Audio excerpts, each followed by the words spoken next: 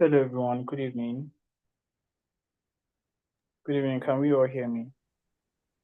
Yes, sir. Good evening, sir. Okay. Sorry, just 1 minute. Yeah, we can hear me loud and clear, yes? Right. Yes, sir. All right. Good evening once again. Thank you so much for joining in for today's session. We are happy to have you all in class. All right, so we'll be starting shortly, but I just noticed that we have just a few mentees on call. So please, I want to kindly ask that if it's possible, that I want to kindly ask that if it's possible, let's try and reach out to our subgroup, post the link in the subgroup and let mentees know that we are starting class or we have started class. Please, I would like to ask Sophie, please, if it's possible, I can see you're with us on the call. Sophie, please help put a call through to the group so that we can have more people join in.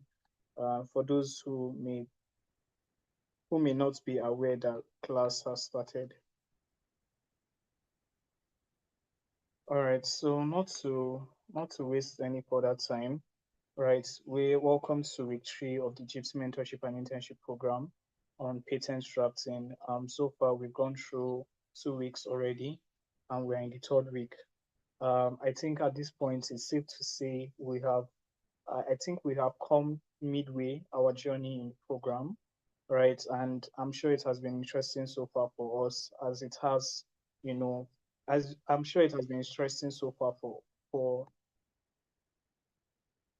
I'm sure it has been interesting so far for you guys, as it has been for me, right? So not to waste any further time, we'll just do well to introduce the mentors for today and then head straight to the session. Okay, so first mentor for today, Mr. Rakesh Sharma. We are not still sure if he's going to be able to join in for today's class, but we are hopeful he would.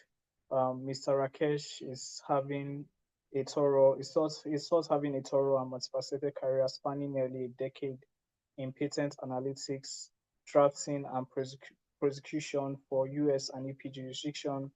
He worked very closely with various engineering teams and supported their portfolios from idea incubation to innovation management. Mr. Rakesh has excellent understanding of patent law, claims interpretation, drafting skills. As a seasoned professional, he is readily engaged with various end-to-end IP services at different levels and provides intelligent IP solution. He emphasizes more on promoting innovation for a better world. He loves drafting patent claims, keeping all the infringement aspects in mind. Furthermore, he has a strong bent of mind towards IP automation and has sound knowledge of various IP tools and techniques that can be used for either improving quality of IP or increasing the overall productivity. His overall productivity. Is also an excellent mentor and possesses all the leadership qualities required for a successful IP profession. We are grateful to Mr. Rakesh, right? I think the major issue Mr. Rakesh has been having is still the time zone issue, right? He's currently, I think he works and lives in India, and the time zone difference is very, very much. Our second mentor, who has consistently been with us throughout class, helping to still give as much insight as he can, is the wonderful Amusa Shukurat Modupeola. Shukurat is a seasoned intellectual property consultant, analyst, and educator with public sector experience. She holds a master's degree in intellectual property from prestigious Africa University, Zimbabwe, in collaboration with WIPO and the Japan government. Shukurat is an alumni of the World Intellectual Property Organization, a member of the WIPO International Network for IP Education, as well as a training facilitator at the Next Innovation Hub. as she was a member of the planning committee for the WIPO National SIPSC competition 2023 and resource person at the National Intellectual Property Conference NIPC. Shukurat is an accredited agent at the Intellectual Property Office in Nigeria and the pioneer of the Intangible Nuggets, an online platform which is responsible for fostering, amongst other things, intellectual property advocacy, awareness, and education.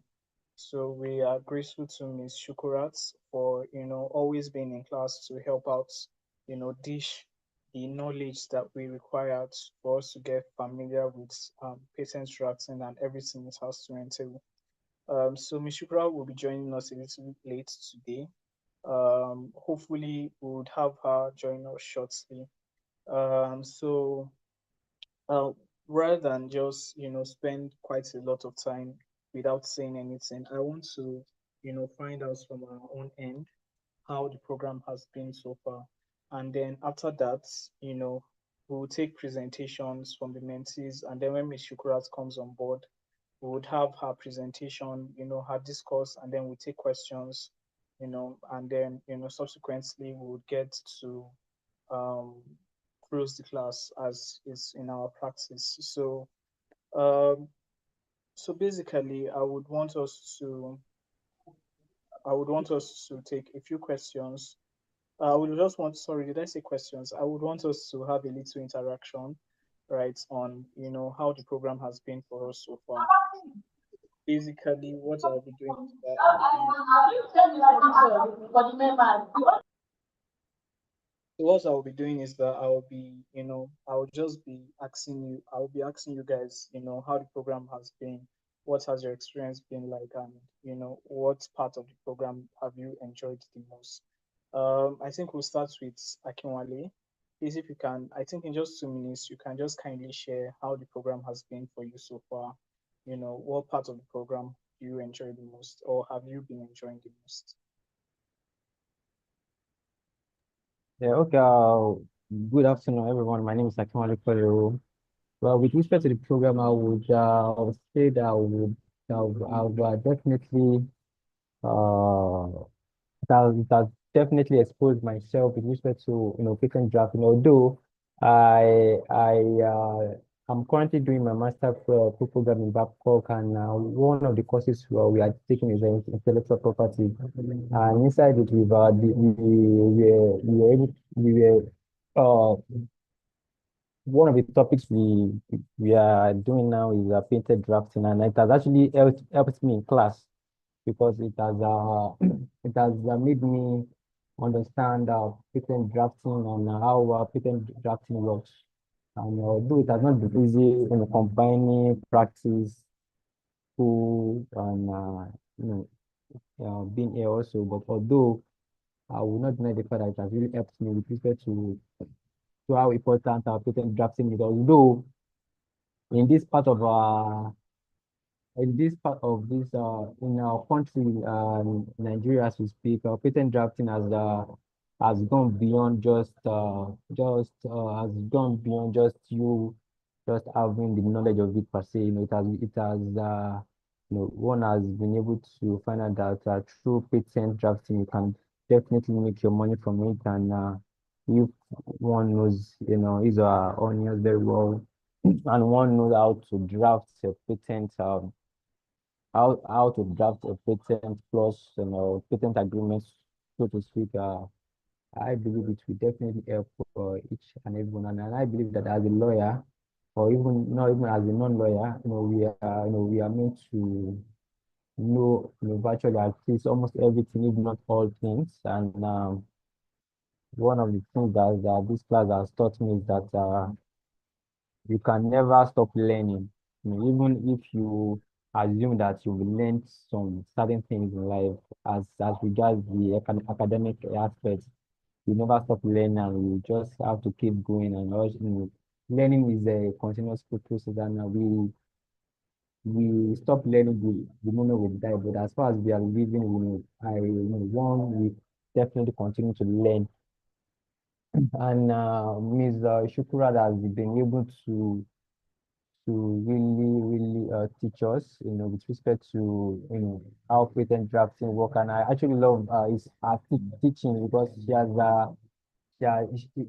able to break down in each of our classes. She has been able to break down how patent actually works, and to the simplest moment, the way she explains it, the way she explains it is very unique and very precise and very ordinary, in the sense that you are definitely able to learn without even or even going back to what she has taught earlier. When she speaks and when she answers questions, you would she does it in a way that an elementary person will be able to learn from it. And that is one of my take home with respect to this mentorship program, and it has really helped me a lot. And I want to say very thank you for the program, and because it has really opened my mind to patent drafting in itself. And I can't wait to continue with this class, and hope to learn more. Thank you very much. All right, thank you very much, Mr. Akinwale. I can see Mr. Rakesh is on call. Thank you so much, sir, for joining in. You're welcome. We are happy to have you in class. My pleasure. Thanks. Yes. All right. So, without wasting any further time, we'll just want to, seeing that we already have Mr. Rakesh in class, we just want to get into today's topic and today's discussion already. Our topic for today is preparing a patent, right? Part of a patent, and a patent application. So, Mr. Rakesh, please, we just want to get your discourse on the top subject matter for today. If you have any presentation ready for us, would really appreciate it. Receive it. Okay, thanks. Thanks for this opportunity. So, hello everyone. I'm Rakesh Sharma, having holding an engineering degree in electronics and communication and carrying an experience of more than a decade in intellectual property field, especially the patents, right? So, I have hands-on experience in handling all the IP cycle, starting from the idea part and then uh, patentability searching, you can say the patent analytics, drafting and prosecution, and then finally the monetization part.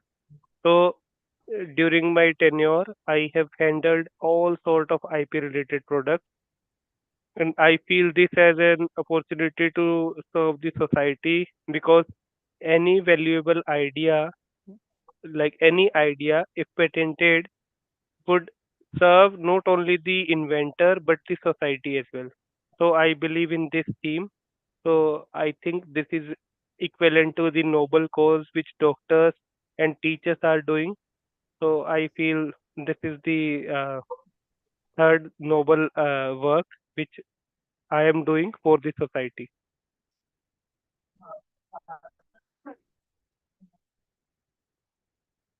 And I would like to add one more point, like if anyone from the audience, if having any idea and they have any doubts that whether they should go for the patent or trade secret, or they how they should deal with their idea, I will remain available all the time to discuss their ideas and to prepare the strategies without any cost.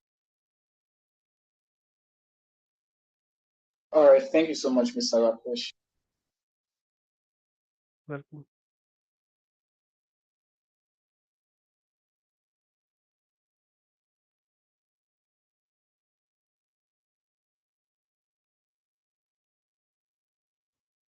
You are on mute. Oh, okay, okay. Sorry about that. I was saying that, do you have a presentation for us today? Yes, yes. Yes, Let please, me sir. You share can. the screen and then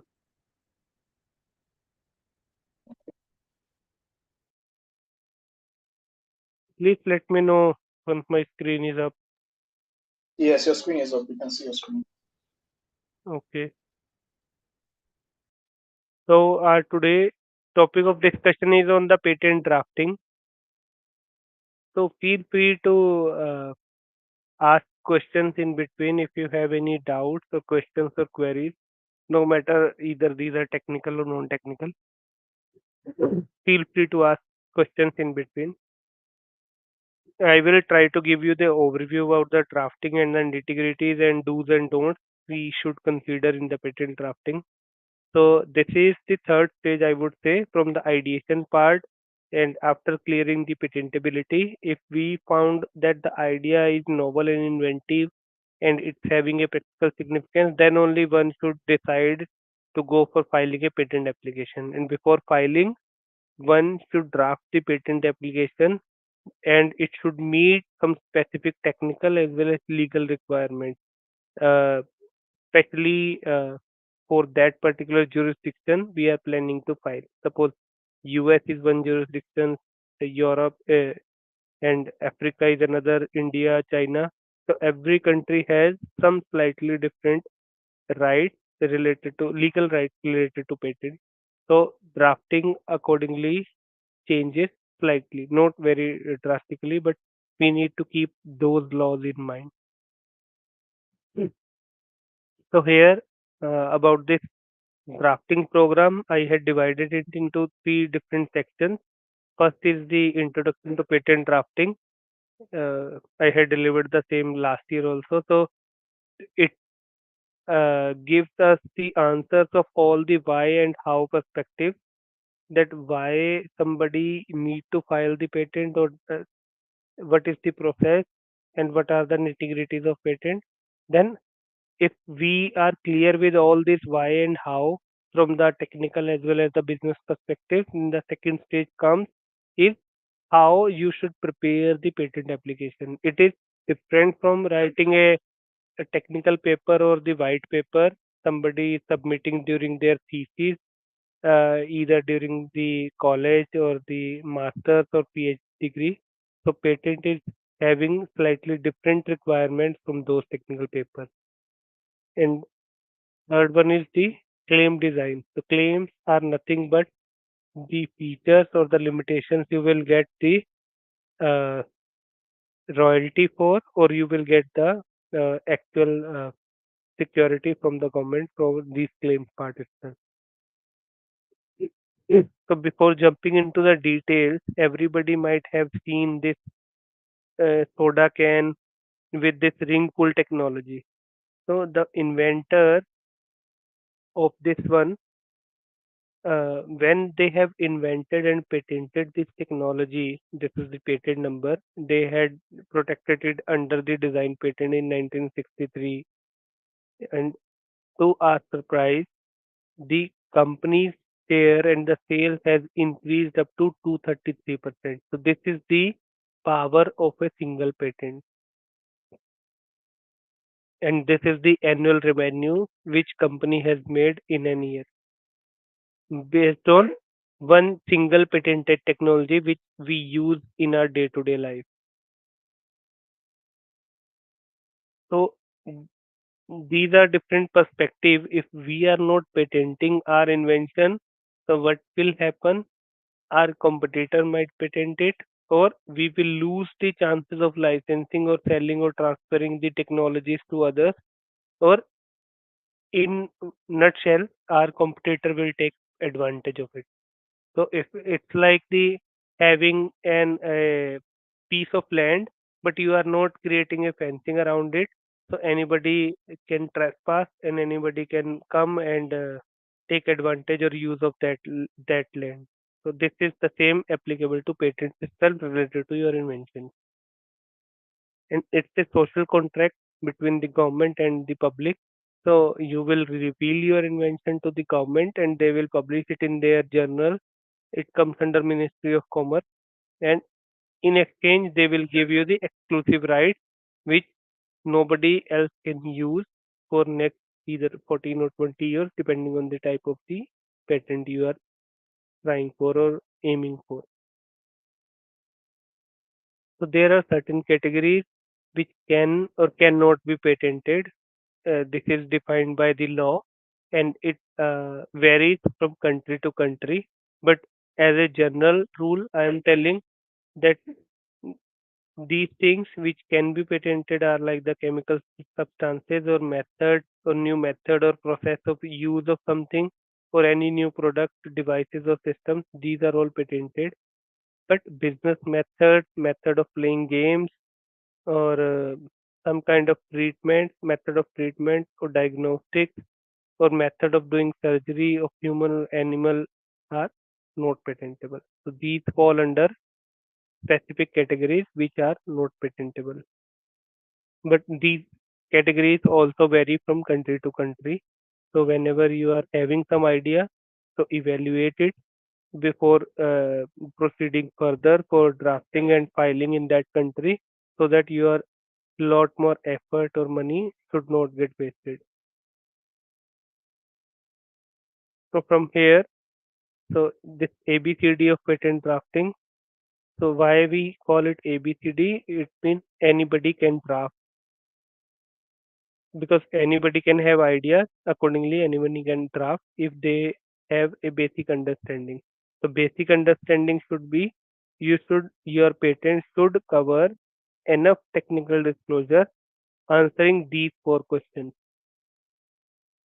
And this drafting comes at this third stage. Like first is the idea which comes in your mind, then the patentable or not. You should do some research to understand whether that particular idea is patentable or somebody has already taken the patent over it. If you get the clearance at this level, then the third stage comes, that is the drafting. Then the fourth stage is filing to one particular jurisdiction, and based on the exchange of or fulfilling the requirements of that patent office, we call it prosecution. Then only you will get a patent granted.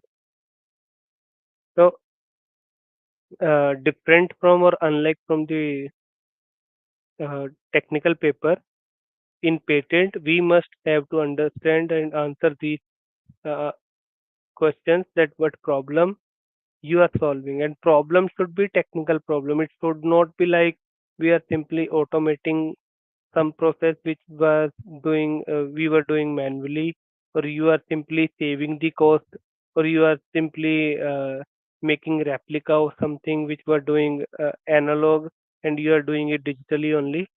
Problem should be technical, like either it is you are making your computer processing faster, or you are encoding or compressing the data so that the memory requirement is lesser, or you are making some kind of like the components, their reliability is much more higher, that the wear and tear is lesser. So these kind of problems your patent should solve, and according to the problem there should be, if problem is technical, advantages should also be technical only. These should not be like that we are producing some apparatus or some device or some method which is we are able to produce at less cost, or which is taking less material. So this also should be technical advantages. And while drafting the patent, you should consider this in mind, that who could be the infringer, because once your patent gets granted, you should be able to generate the royalty from the infringers. And always cover all possible variations, or we call embodiments, in your patent. It should not be limited to only one idea, but it should cover all possible variations of the idea. Any questions so far? No Anyone? questions, sir. No? No questions, sir. Okay.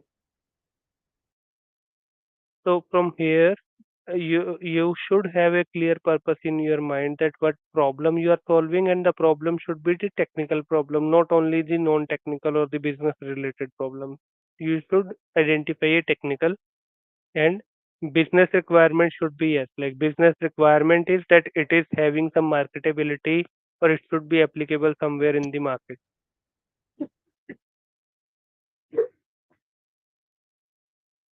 And the purpose is also the same I had mentioned earlier. Suppose we have to mention that how we are making or using that invention. Either you can get a patent on the making part or the using part.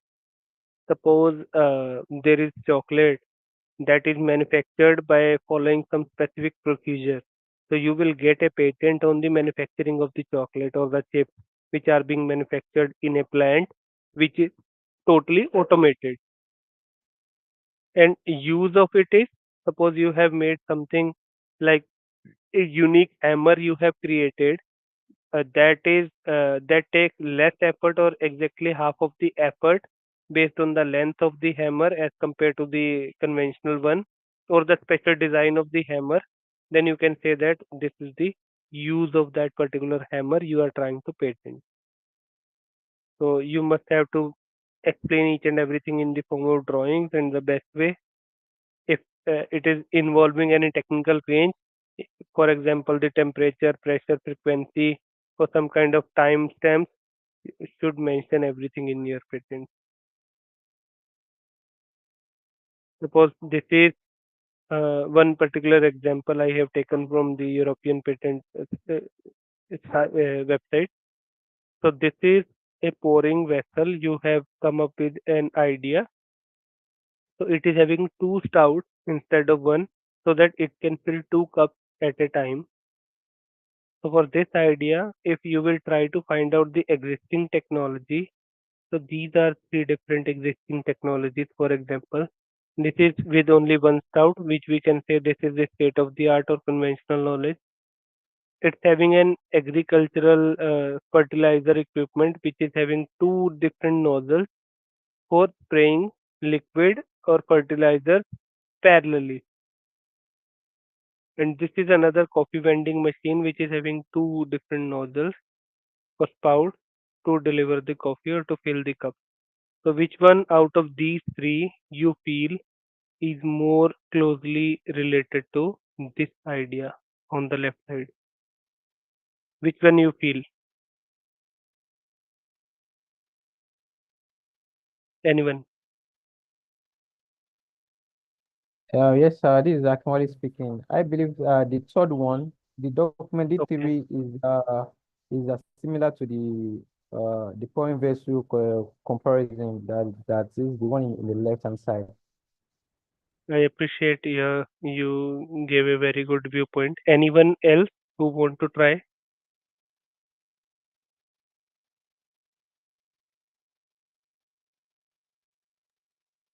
I agree with Mr. Akinwale. That is for the documents D3. I think it's more closely similar to the figure Okay, one. got it. So thanks for your valuable insight. So let me give you one additional input that this invention on the left side is helping us in filling two cups at a time. So the speed of filling the cups is getting twice. But here, by having the two nozzles, the time it takes to fill the cup is getting doubled. So will you say that these two inventions are same or different by having this additional information?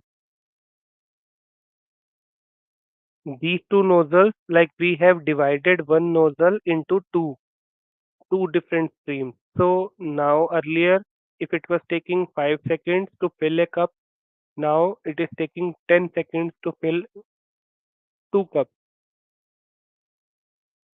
Got it? Yes, So very well, will you sir. say that these two are same? Will you say that, or these are different?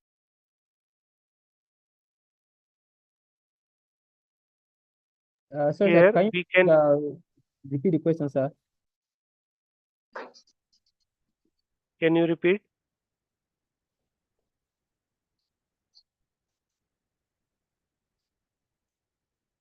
Sorry, sir. He was asking if you can repeat the question you asked.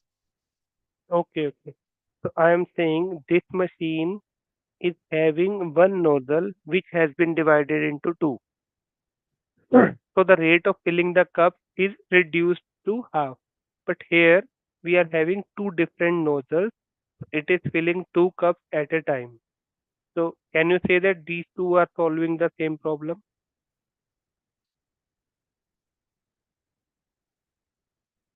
Um,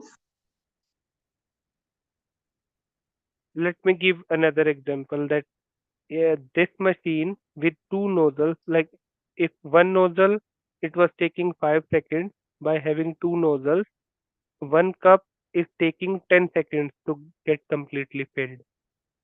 But here with two nozzle, it is taking only 5 seconds to fill both the cups. So here in our invention, it is taking 10 seconds, sorry, 5 seconds to fill two cups, and in this machine, it is taking 10 seconds to fill two cups. So are these two same or different? I think, sorry, excuse me. I think they are different. Can you hear me? Hello, can you Can hear you please, me? yeah, please. Okay, thank you. I said I think they are different. If I got the mentor right, he's saying the machine takes longer time to fill the two cups Right, at the same time, while the right. the the pots takes a shorter time to fill the cup. So I think the So time frame makes the other one different. exactly. So this is the thing which we need to keep in our mind when we are writing a patent application. We call patent drafting is nothing but the writing a patent application. So we must write the solution that should be unique to your invention itself, and that should be different from the existing technology. No matter if how thin line of difference is there, but you should always focus on that thin line itself. We call it a novel and inventive part. So this is what we were discussing. Got it? So this is two spouts instead of one. So particular arrangement of the spouts makes it unique. So that uniqueness will enable you to get a patent. So what was the drawback of the prior art? It was time consuming, and we are saving the time by filling two cups at a time. Got.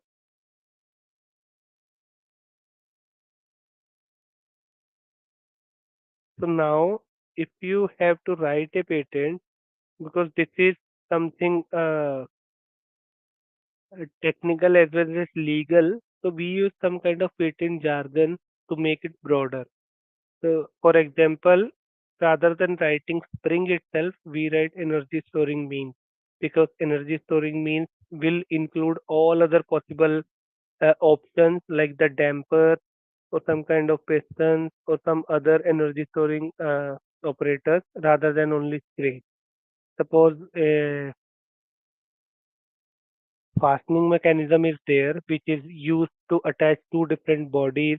So rather than simply writing nail or screw or rivet or some kind of adhesive, we will write fastening means which will include all these possibilities. So you need to be tricky in writing in such a manner that your patent should cover every aspect. Nobody else should be able to design around very easily.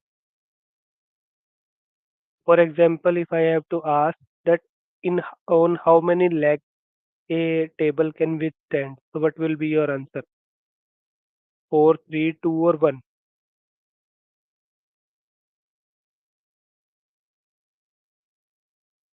Sir, if I got your question, you are saying that how many legs does an original Does table? a table require? Yeah, how Yes, many but legs a table require to stand properly without falling or tilting? well, the normal should be four. Should be four. Should So be you are four. saying four. Anyone else? Any other answer? Okay, sir.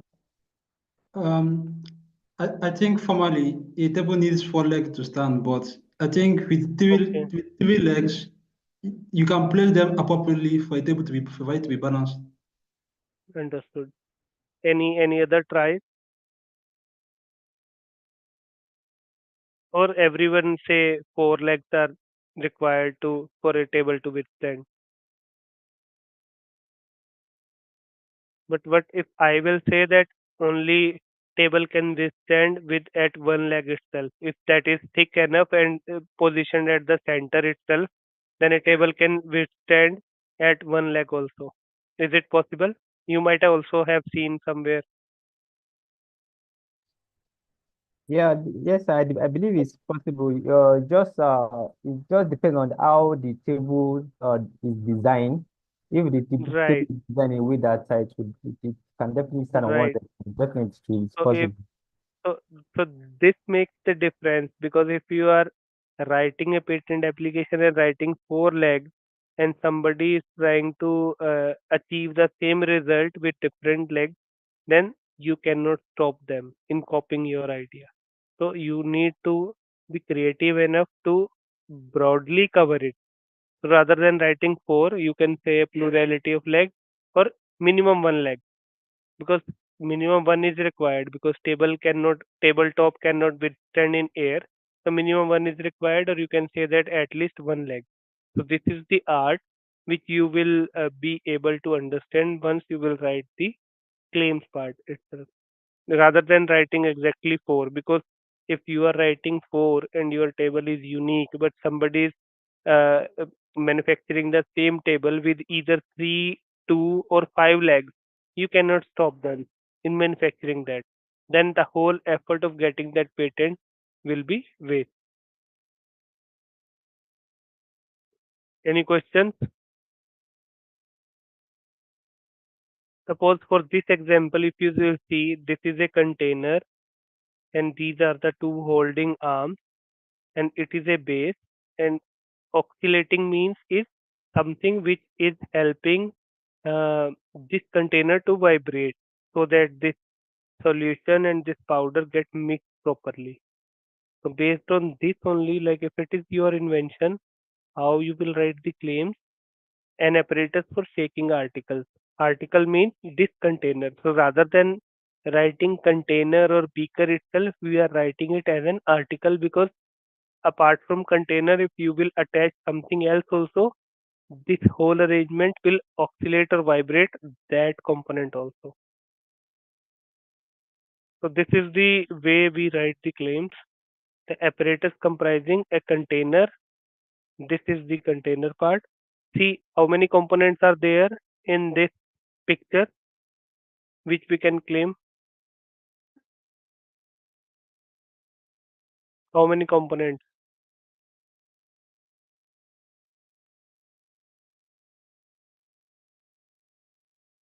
Anyone? So that would be three components: the base, the legs, and a container. Okay. But what we had written here, apparatus for shaking. So if there are only three components, base, legs, and container, so who will help them shaking automatically? How these three components will shake themselves? What you are missing?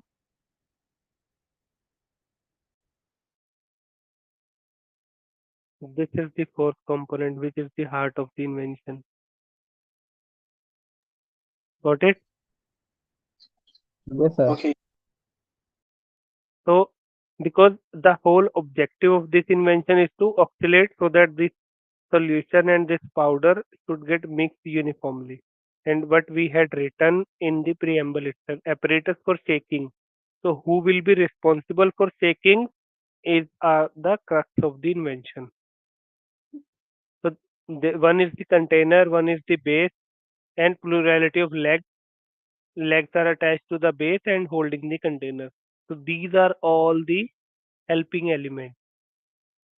And last feature is means for oscillating the container on the leg to shake the article. So this is how we write a claim.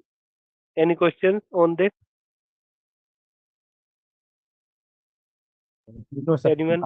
My question is that you made reference to three components, but the fourth one, this is the oscillating means. So I believe that should also be regarded as a component because I believe that should be regarded as a component also because Yes. the legs and the container and the base cannot move unless someone is operating the oscillating means. It can be a woman or it can be mechanical based on the invention of that particular based on the invention of the particular machine. Yeah, you're absolutely right. In this figure, actually, we have not shown exactly what this oscillating means is.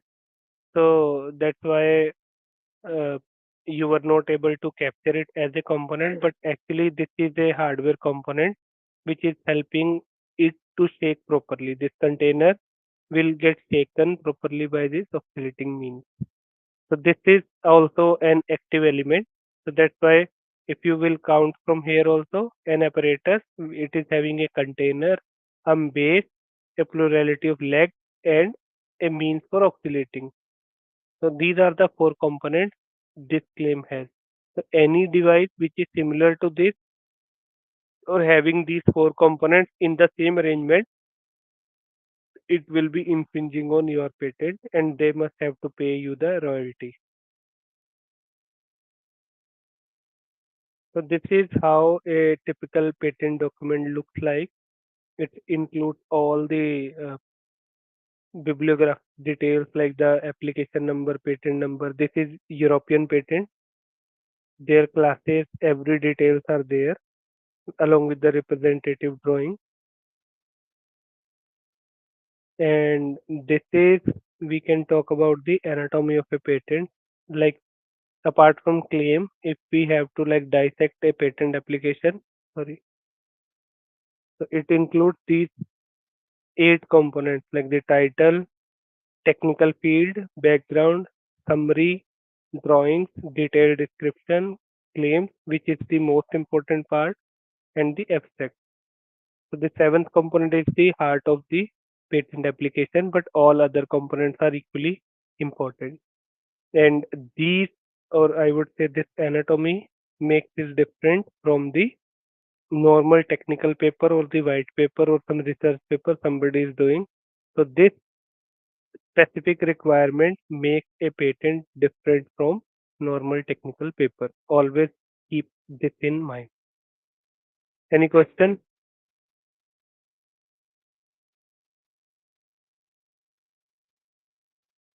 So if this anatomy is No, clear, sir. okay.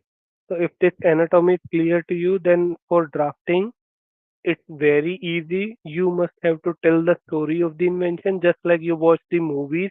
In movies, at the very beginning, any director or producer just introduce the characters and then it while going through the movie it helps us in developing or understanding the relation of various characters with each other.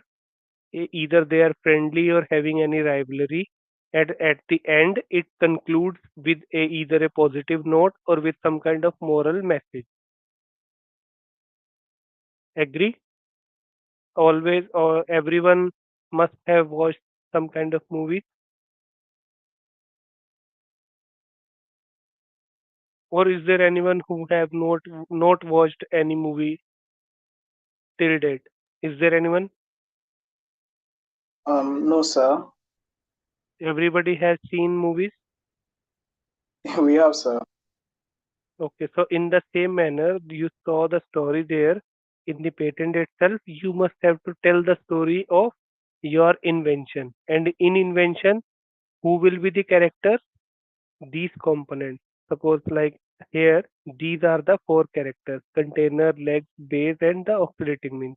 These are the four characters. So you must have to create a story around these four by telling that how one is associated with other or one is connected with other and which function one component or one element is performing in the form of a story.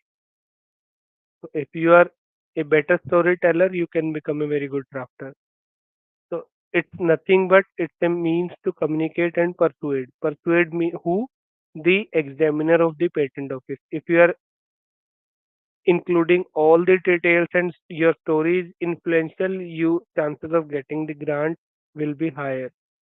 The cast of characters in itself is the prior art, likely user of the technology, then the inventor. The prior art, how your invention is different from the existing technology, you must have to explain it in the background. That we call the prior art. Background, it always gives the idea about the failures or the unfulfilled needs. and what you say may be used against you. So in the background, you should never talk about the novel features or solution of your invention. You should always talk about the unfulfilled needs or the problems or the failures itself. And well-written patent application will help you in understanding and getting the patent allowed. So you should describe it in a manner that any person with ordinary skill in the art can understand it. By reading it, they should be able to make and use that particular product or the invention what you are trying to achieve. And in your patent, you should disclose the best mode and claims. Your claims should be narrow to avoid the prior art, but they should be broad. So this is the same. And before writing the claim, you should have to have the understanding from that particular jurisdiction that what is patentable format. We should need another session on the types of claims where we should be able to cover when we should write apparatus claim and when the method or process claim and the independent claims or dependent claims and different types of the claims. This is how a patent claim looks like. So we will be covering it in another session, not right now. Just wanted to give you the high level overview about the patent drafting. For the claims itself, we need another session to cover. So, any questions you have so far, please feel free to ask.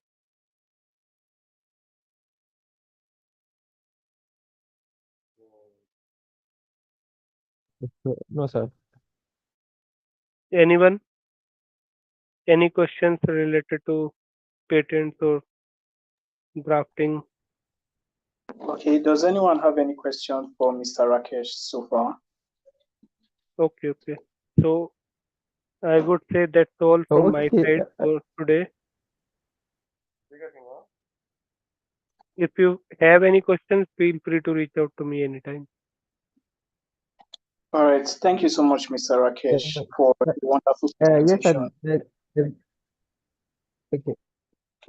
Who is trying to? Okay, There's actually a question that yes, sir. It's Mr. Akinwale. Please, please Yes, ask. sir. Now, my question. Okay, sir. My question is when you are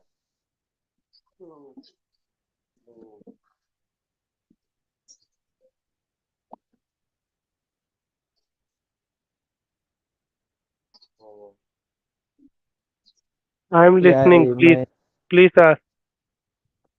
we can't hear you anymore, Akinwale. yeah. Oh, yeah. So sorry about that. My network just went off. So my question is that when you were sharing it for your slides, sir, the second slide where I saw a can of a can. Now I actually have this observation that most cans, if not all, have this the opening part of it. They are all the same.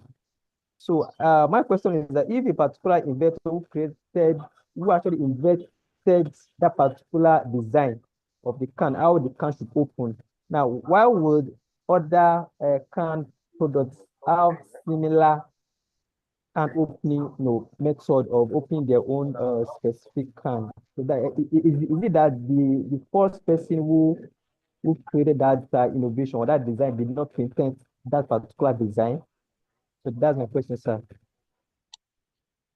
Can you just rephrase or again ask the question? I did not get the last sentence.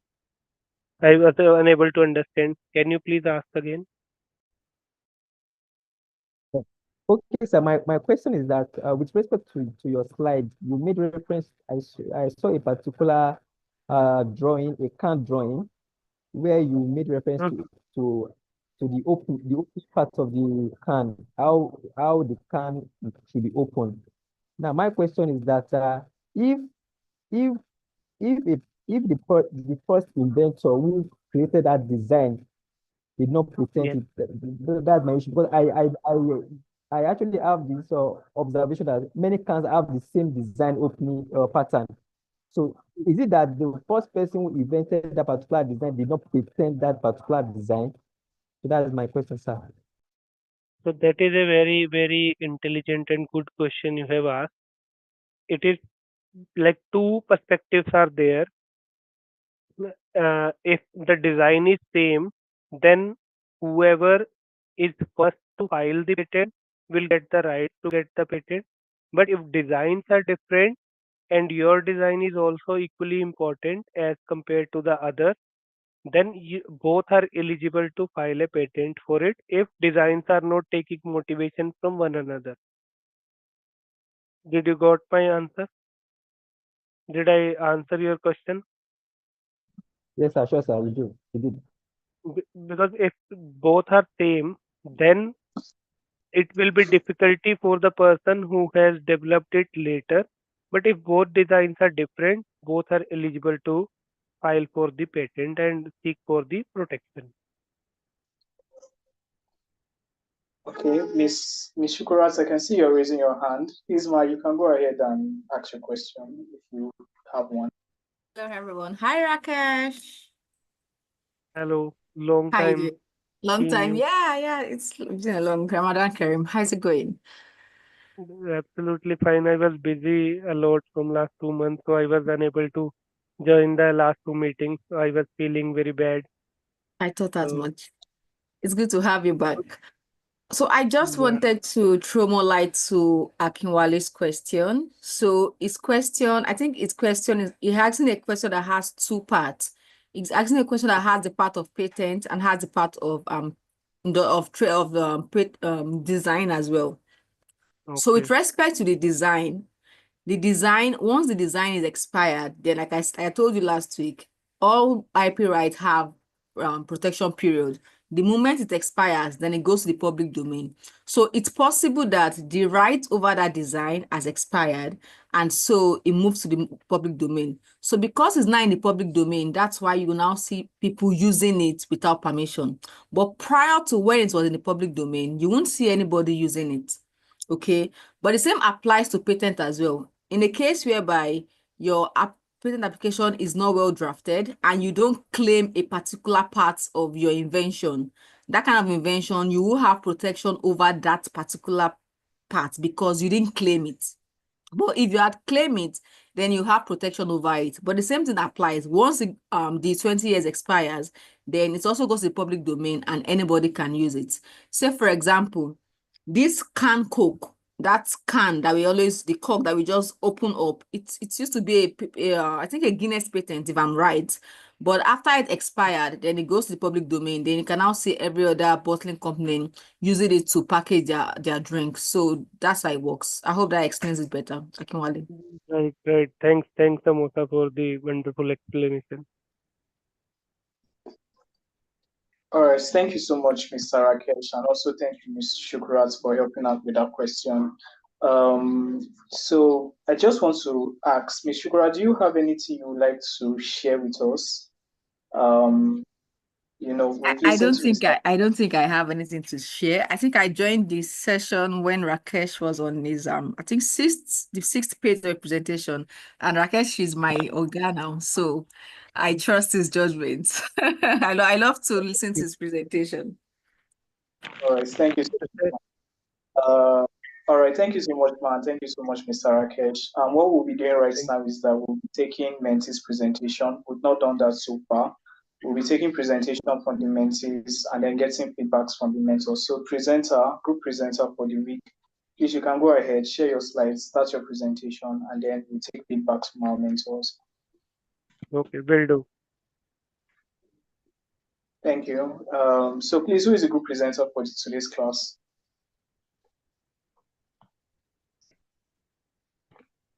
All right then. Are we closing this discussion now?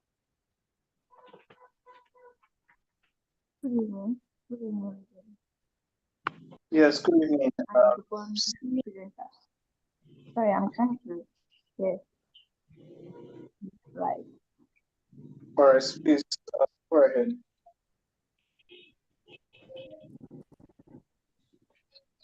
I have another meeting in next 5 minutes, so shall I drop now if you allow me to?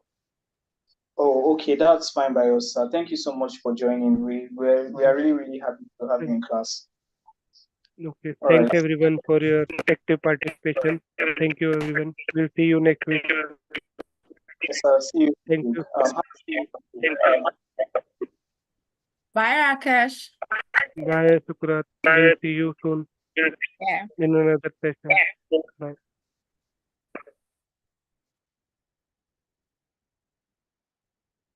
Please, could you help me share the slide? I think I'm having problem sharing them.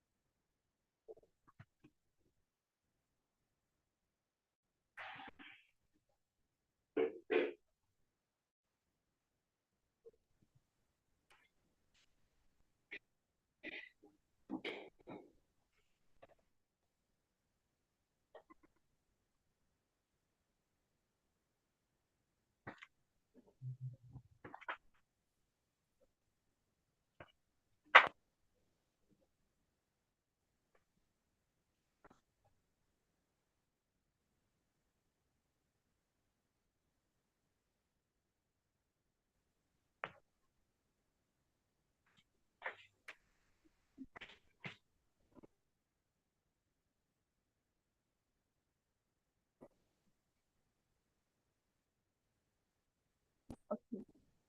Can everyone see my screen?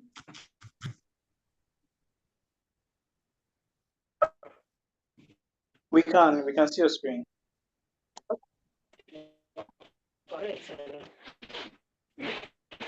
Good evening, everyone. My name is the presenter for this one, presenter for this week, and I will be speaking on the topic preparing patent application. Can barely hear you. Can you speak up? Okay, sorry. Can you hear me now? Not really. Yeah. It needs to be much better, please. But can you increase your tone or your voice? Hold on, please.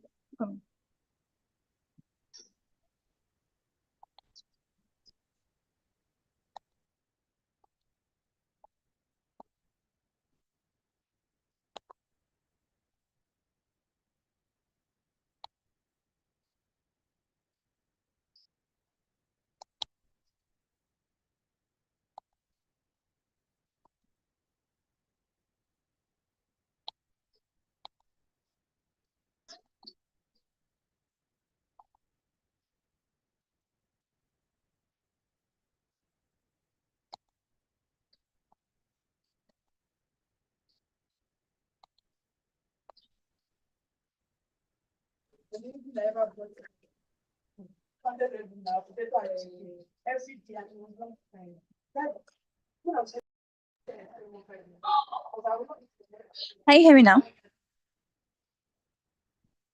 Yes, we can. Okay.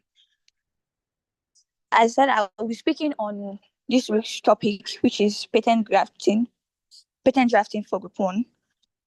Okay. Please, can you go to the next slide?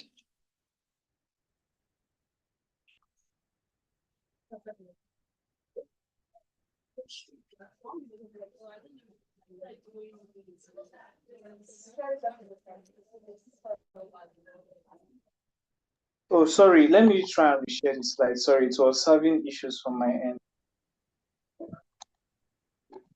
Okay, thank you.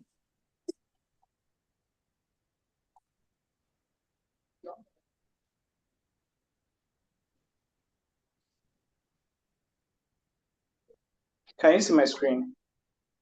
Yes, I can. Thank you. Okay.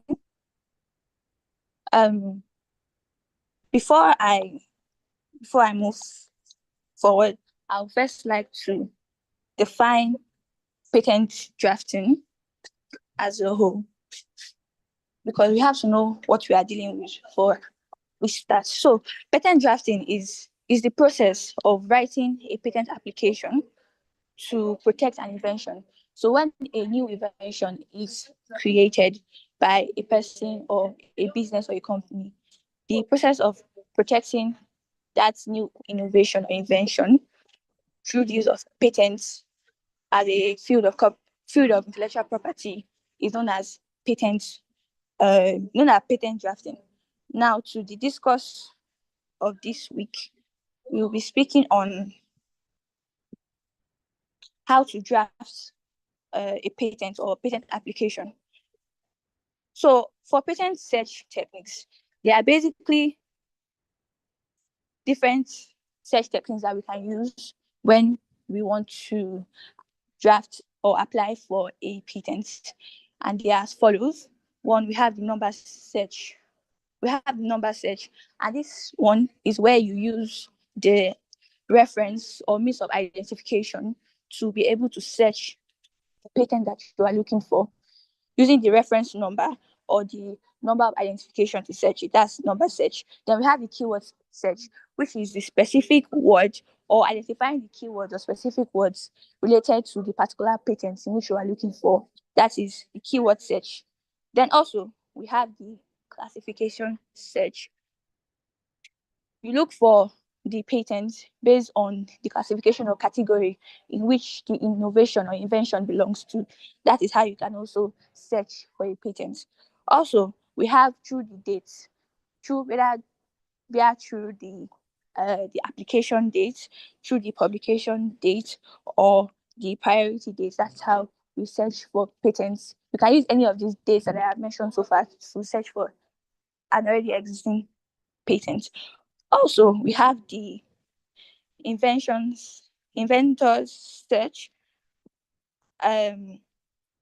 Basically, this part of the patent search is the most recommended search because it has to do with the person who created the invention in the first place. So you are searching the patent based on the organization or the company or the person that created the invention and innovation. So that is you attributing the inventor to the invention that they made. For example, the iPhones that we made, we can search for the patent application of iPhone through Apple, the organization or the company that owns or created the patent. Also, we have the citation search.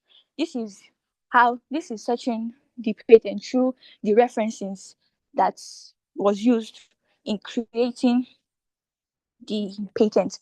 In every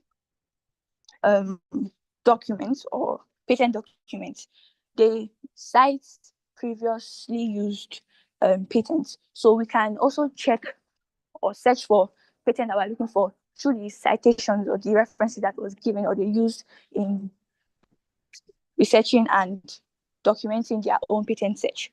Also, we also have patent searching tools that we can use, and they are as follows. We have the Google Patent, we have the European Patent Office, and this one is attributed to worldwide, where you can search for a various range of patents worldwide and not just restricted to a particular country. We have the United States patents. This one is clearly restricted just to the United States, and it grants access to already existing patent or published patent application that is only in the US. Then we have the World Intellectual Property Organization, which is WIPO, the patent scope, where this is a database that provides access to internationally filed patent applications under the Patent Cooperation Treaty. So where a patent is an international patent, where it is filed through the international patent application, we can use the WIPO to search for the already existing patents. We also have the free patent online. This one gives free access to US patents and gives you access to full sharing of the patents that you are looking for in the US with the specific topics, and also alerts the users or the person that is searching up for the patents and grants them access to see other new patent applications that were published on the specific topics that they were looking for or they are searching for. Also, we can also search for patent through the logical operators. For example, the Boolean operator, where we use and, or, e.g., or so many other words. For example, if you use tennis or ball, it means that you are searching for a patent that includes both the tennis or the ball, or has either of the tennis or the ball written in the patent application. Or if you use and not, meaning that it has the tennis but it does not have a ball. So it depends on the Boolean operator that you use, that you can also use to check or to search for the patent application that you are looking for. Now, to the next subtopic, we have the specifications or the drafting guidelines, specifications for drafting patent applications. And you know that every application has a requirement that it follows, or a procedure which it follows. So the guidelines for these patent applications, they are: one, it must have clarity and precision, meaning that you should not use vague and ambiguous terms. The words that you use in writing your patents, it should be clear for even skilled people in that field to be able to understand and to be able to know that you must use a precise language that is necessary for the patent that you are using. Also, you should also ensure that the specification enables a person skilled in that field to make and use the patent without undue experimentation. Furthermore, we have that the patent must be complete. You cannot submit an incomplete patent. So ensure and endeavor that the innovation or the patent application which you are submitting covers all variations, all parts of the invention, and not leaving any part out, because if you leave a part out, the part that you left out will not be protected under the patent application. So it is very, very crucial for you to cover all aspects of the innovation or the invention, so that you can ensure a broad or wide protection of the entire invention that was made. Then we have the structure of how the specification would be done. We can do that through a title. We choose a specific title that is relevant and related to the invention that you are filing the patent application for. It must be very descriptive and specific in nature, meaning it must go straight to the point, no unnecessary words or whatever. Also, as you are structuring your specification, you must also give the background on the invention. Why was the invention created? What problem was it meant to solve? What solution is the invention that you created offering to the problem which you highlighted, and things like that? What is the significance or the importance of the patent, of the invention that you created for it to be patently, for it to be what's that word? For it to be valid for patent application. Also, you must give a summary on the invention. How can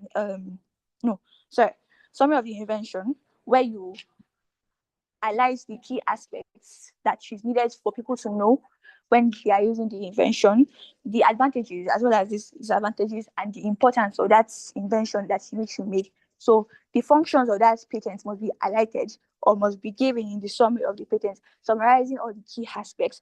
Then also, you need to give a detailed description of the patent. How can that patent be used? How does it work? What is the components of that patent? The explanation must be very detailed. It must be very comprehensive, so that people will be able to know the inside out of how the invention operates and how it works.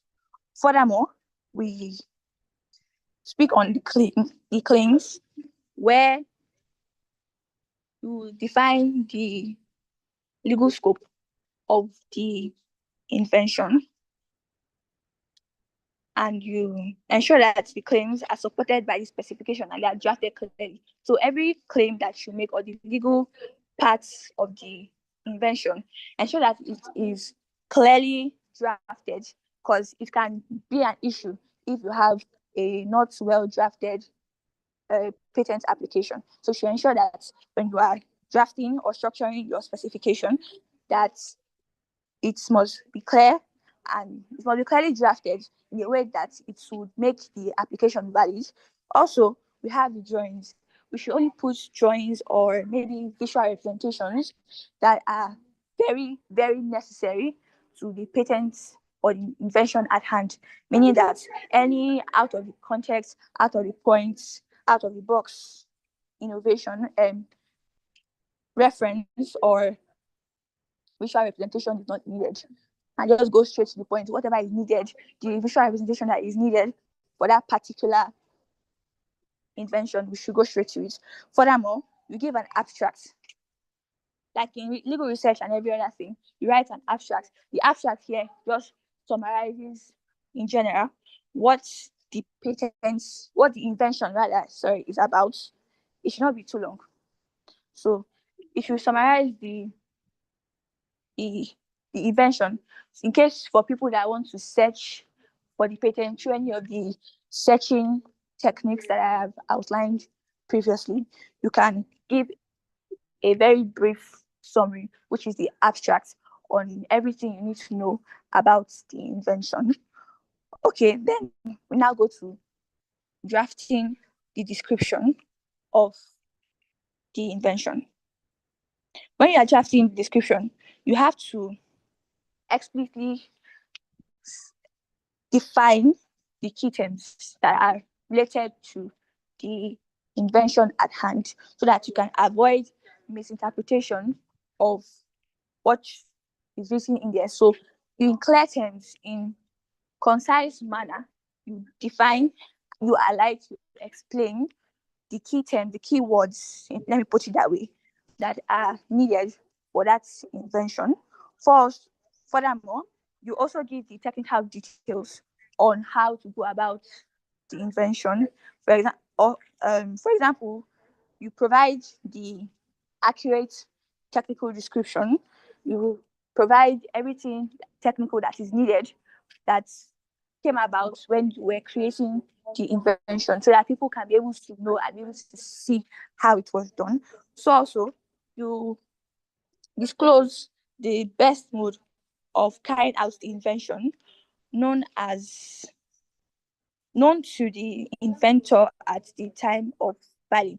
This means that the most accurate or the most preferred or necessary mode that is used or is useful for carrying out the invention based on the person that invented it, you should disclose the best and the most appropriate method.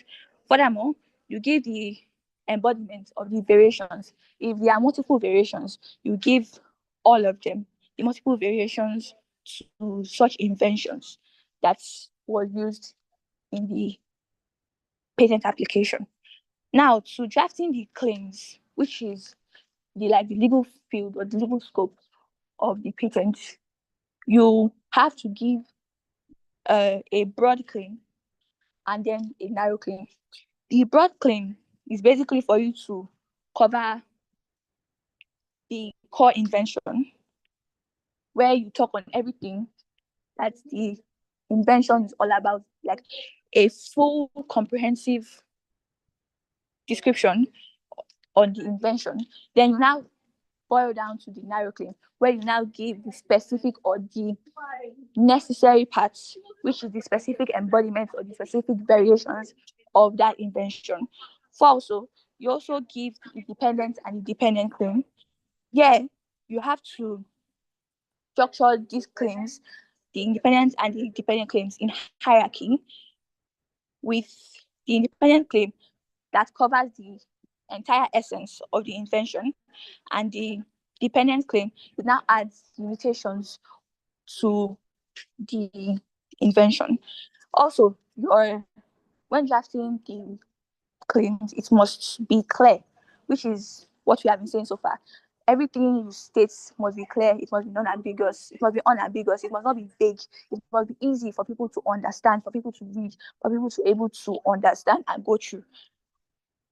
Now, if you want to include drawings, physical, visual representations into the patent application, you must first think, why am I including the drawing? What is the purpose of me including the drawing or the visual representation that I want to put into the patent application? Is it compulsory? Is it necessary? Does it relate to the invention at hand? So that is one of the first things that you think of, which is the relevance. What is the relevance of the drawing in relation to the invention? Is it essential to the invention at hand or the invention that I am seeking a patent application for?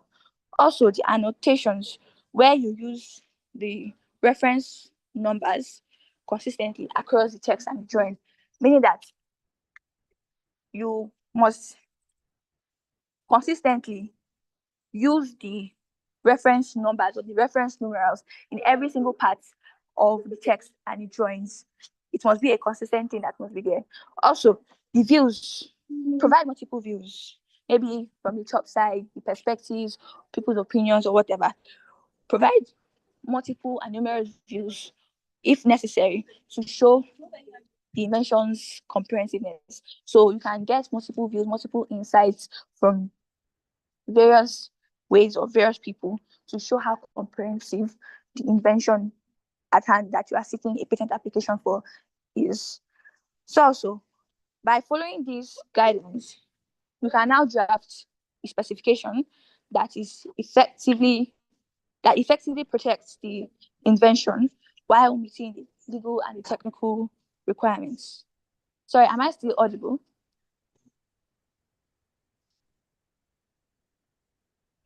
Yes, Am I still audible? Okay. Yes, you. Okay, now to the patent prosecution process. This is like the law future. It's all about interacting with the patent office to obtain a patent. The office to which you will submit the patent application to, that is the whole point of the patent prosecution, where it includes or it involves the drafting of the application, the patent application for the invention, filing the application, responding to the examiner's queries, questions, and ultimately securing the patent application or facing a rejection. Because you can either have or get the patent, or you can get a no from the patent office. So this is what the patent prosecution is all about. Everything that you need, all the entire processes or the procedures that is relevant when interacting with the patent office that will issue the patents to you. Now, to the prosecution process, we have the idea incubation.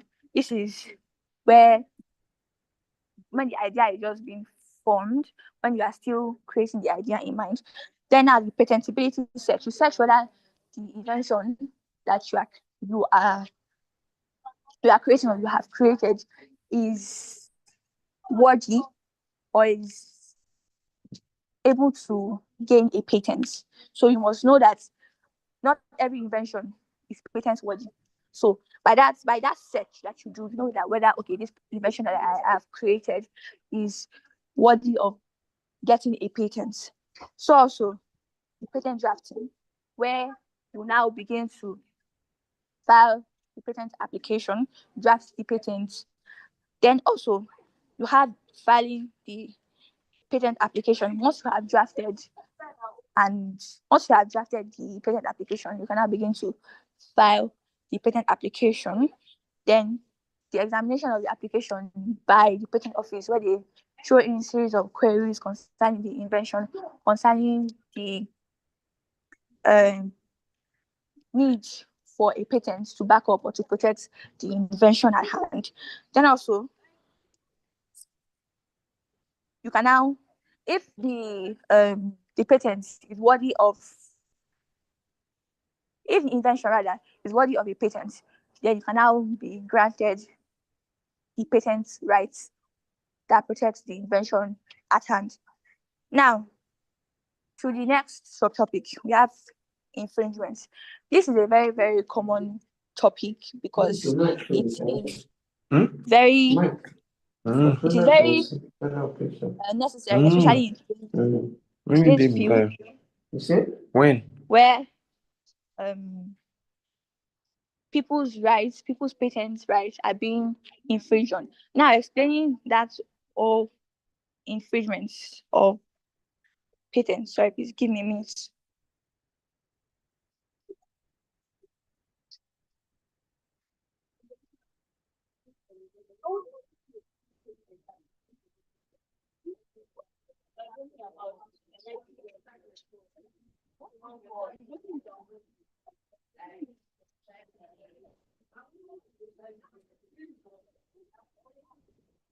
Okay, now, sorry, I'm back, sorry. Patent infringement is when somebody makes use, sells, or remakes or distributes a patented invention without the owner's permission. So that's basically violating the exclusive rights that is given, that it was granted by the patent to the original owner. When you do not seek the approval or the consent of the original owner of the patent, and you just choose to use, make, remake, distribute, or sell the patent without the authority or the approval of the original owner, that is patent infringement. And this process can either be direct, it can be indirect, it can be literal, or in any other sort of ways, or even willfully. Someone can willfully violate a patent. So now, back to the discussion. The infringement of rights of a patent or designer owner shall be actionable and relieved by ways of damages. Injunction. Injunction is also available to the patent owner under Section 25 of the Patent and Design Act 1975, 1971. So as I earlier explained, when you, without authority, use, make, or distribute an invention without authorization, you can sue the person and you can claim damages, which is monetary compensation, or injunction, which is a court order prohibiting somebody from using the invention. Now, the legal proceedings that follow from infringements is the jurisdiction to hear and dispose of legal proceedings. Copyright infringement is vested in the Federal High Court. So if you have issues based on copyright infringement or patent infringement, it is the original jurisdiction for that is the Federal High Court. Then maybe if you want to go to the appellant court, you can now go further or higher. But the court of first instance is the Federal High Court when you have matters on patents.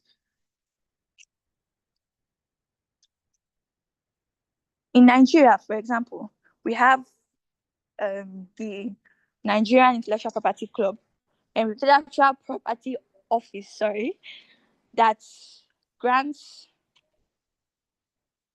patents to if it's just strictly Nigeria alone. But we have other patents like the Chinese Patent Office, we have the United States Patent Office, we have the Europe's Patent Office, and I'll be explaining them one by one.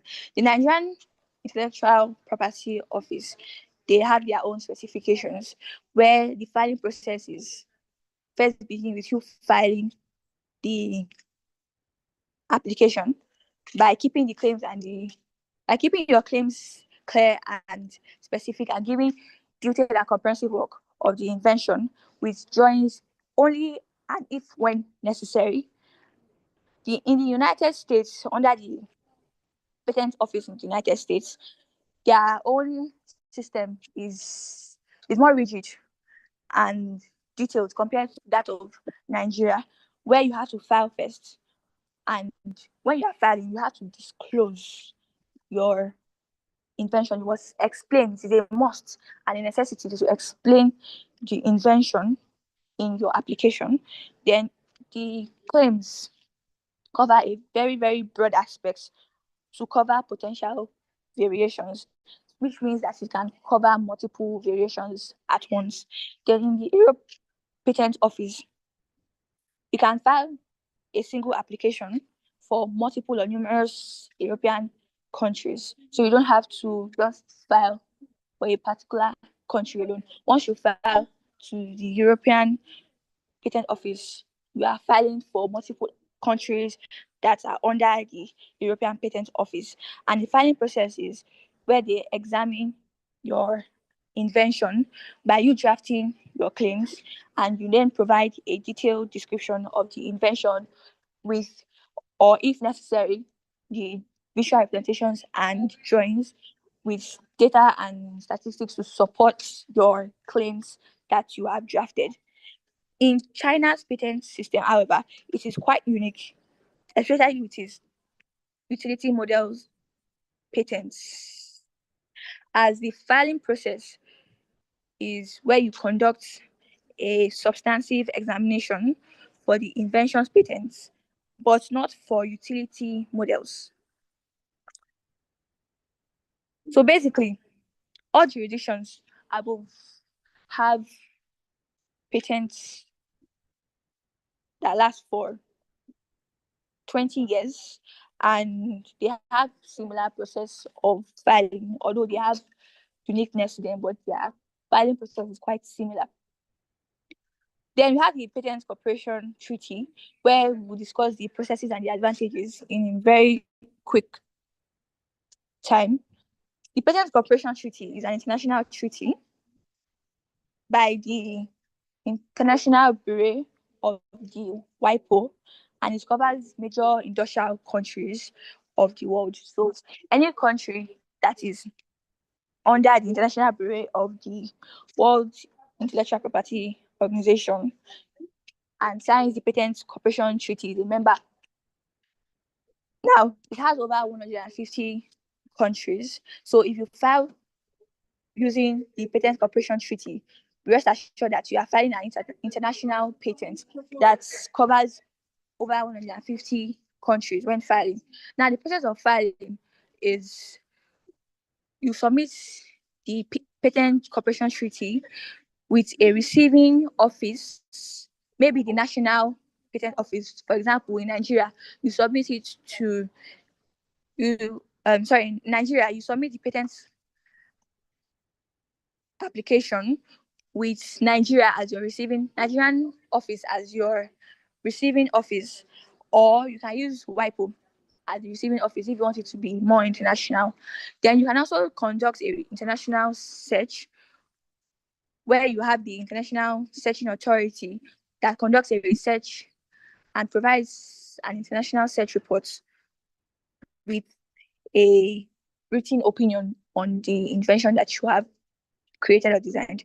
Then the application is now published by WIPO, which usually takes about 15 months from the priority date, the date in which you submit the application. That is the beginning of the 18 months in which it's published.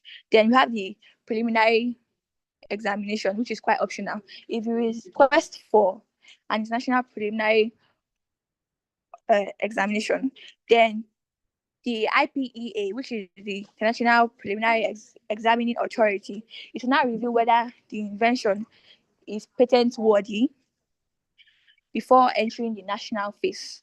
Then it then enters the regional or national phase, which is within about 30 to 31 months from the priority date, where the patent application or the applicant must enter the individual national regional patent offices like Nigeria for further examination and potential grants of the patent. The advantages of this international patents using the Patents Cooperation Treaty is that, one, it allows you to make just a single international application where you don't have to stress yourself making patents to European office, making patents application to Nigerian office and to other several countries. You can just use that patent application as a single document that will apply to various and numerous members of the PTC member countries. Also, it gives extended time for national filing, which is up to 30 to 31 months to enter the national phase, giving you more time to examine the market evaluation and investment decisions, where you can now decide if you want to continue with the application or not. Then it gives international search and examination, where it provides an early assessment of the patentability, helping applicants to make informed decisions, which is why I was saying that you can either choose to withdraw or proceed with it. Proceed with the application if you see that based on the assessment that you've conducted, it is very helpful or needed for you to continue with the patent. It is very cost efficient because you don't have to go from one country or numerous countries to another as just a single application document that you need. And it is also largely recognized because it is a global document and international document. So it is recognized in over 150 member states under the PTC. And lastly, it is very flexible in decision making, which means that applicants can refine their claims and decide where to pursue the patent protection based on the search reports or the search assessment results that they were granted. The questions for the mentors are: what are the essential components of a patent application, and how does each part contribute to the overall protection of an invention? How can an inventor ensure that the claims sections of a patent application is strong enough to prevent competitors from easily designing around the invention, especially in this digital age and time? Then, what are the common mistakes in patent drafting that could lead to rejection or weak enforceability, and how can they be avoided? Thank you.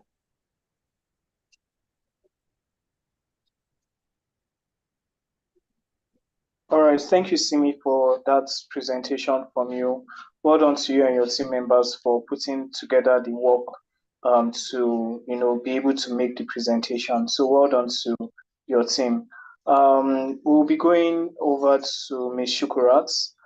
Please, ma, I would like to get feedback on the presentation made by the mentor, made by the mentees, and maybe any other thing you would like to add, ma. Hi, Dennis. How you doing? Thank you so much. And thank you for the robust presentation. I think that was Simi, right? Though I was lost and confused at some point, I had to check what exactly is the title of this presentation, because I can see different receiving office and all, which the topic doesn't cover. So I feel like you made your presentation too wide and it wasn't focusing on the topic you were meant to touch on. The topic is about preparing patent application, parts of the patent application, and patent drafting. So I expected the presentation to revolve around how do you prepare patent application. And I think you started on a good note by starting with the types of searches and how you can carry out those searches, the keyword search, the combination search, and so on and so forth, using the databases. Then there was no mention about the parts of the patent, like the specification of the patent, the title, the abstract, the drawings, the claim. What exactly do they entail? What should you have in each of these specification of patent? And also, finally, the patent drafting. How exactly do you draft the patent so that you are able to cover your grounds and not leave out room for infringement? So this was what I expected, but the presentation dived into something different entirely, starting from where we have the patent prosecution process. So this topic has nothing to do with the patent prosecution process. We should have just focused on the body of the patent with examples, just like we had during Mr. Rakesh's session. because when we just read out what we've done, it doesn't really stay, because it's just like copy and paste. You've copied it somewhere and you're also reading it out. But when you explain in your words, even if it's just 5 slides, and your 5 slide carries everyone along and everybody understand that, okay, with this diagram, this aspect is this aspect is where the claim comes in, this is the prior act, this is the new invention. You do like presentations so that even we can compare and say, oh, let's just like Rakesh did, oh, this is what is existing before and this is the new one. Is this actually patentable? Look at the patentable subject matter. Let's identify the essential elements. Are the essential elements there? What exactly is this previous invention doing that is lacking, that this invention is doing better? So these are what should be in your application, because patent has to be practical. You have to understand patent by practicality, not just you reading it. You reading it to just make you understand, okay, this is what will happen if I want to file or if I want to prosecute a patent infringement. But what exactly happened at that filing stage? What do you need to understand? So this was what I expected from your presentation. But aside that, it's a good presentation, but not just within the topic of discussion. So yes, that's it from my side. I think I'm just going to do a bit of practical so we can carry everyone along. Let me try to share my screen. If you can see my screen, just let me know.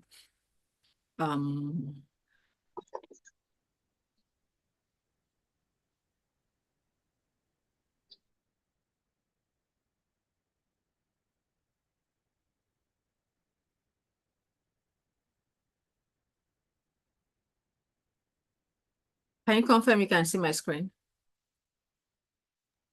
Yes, it's sharing. It's not yet up though, but it's up now. Okay.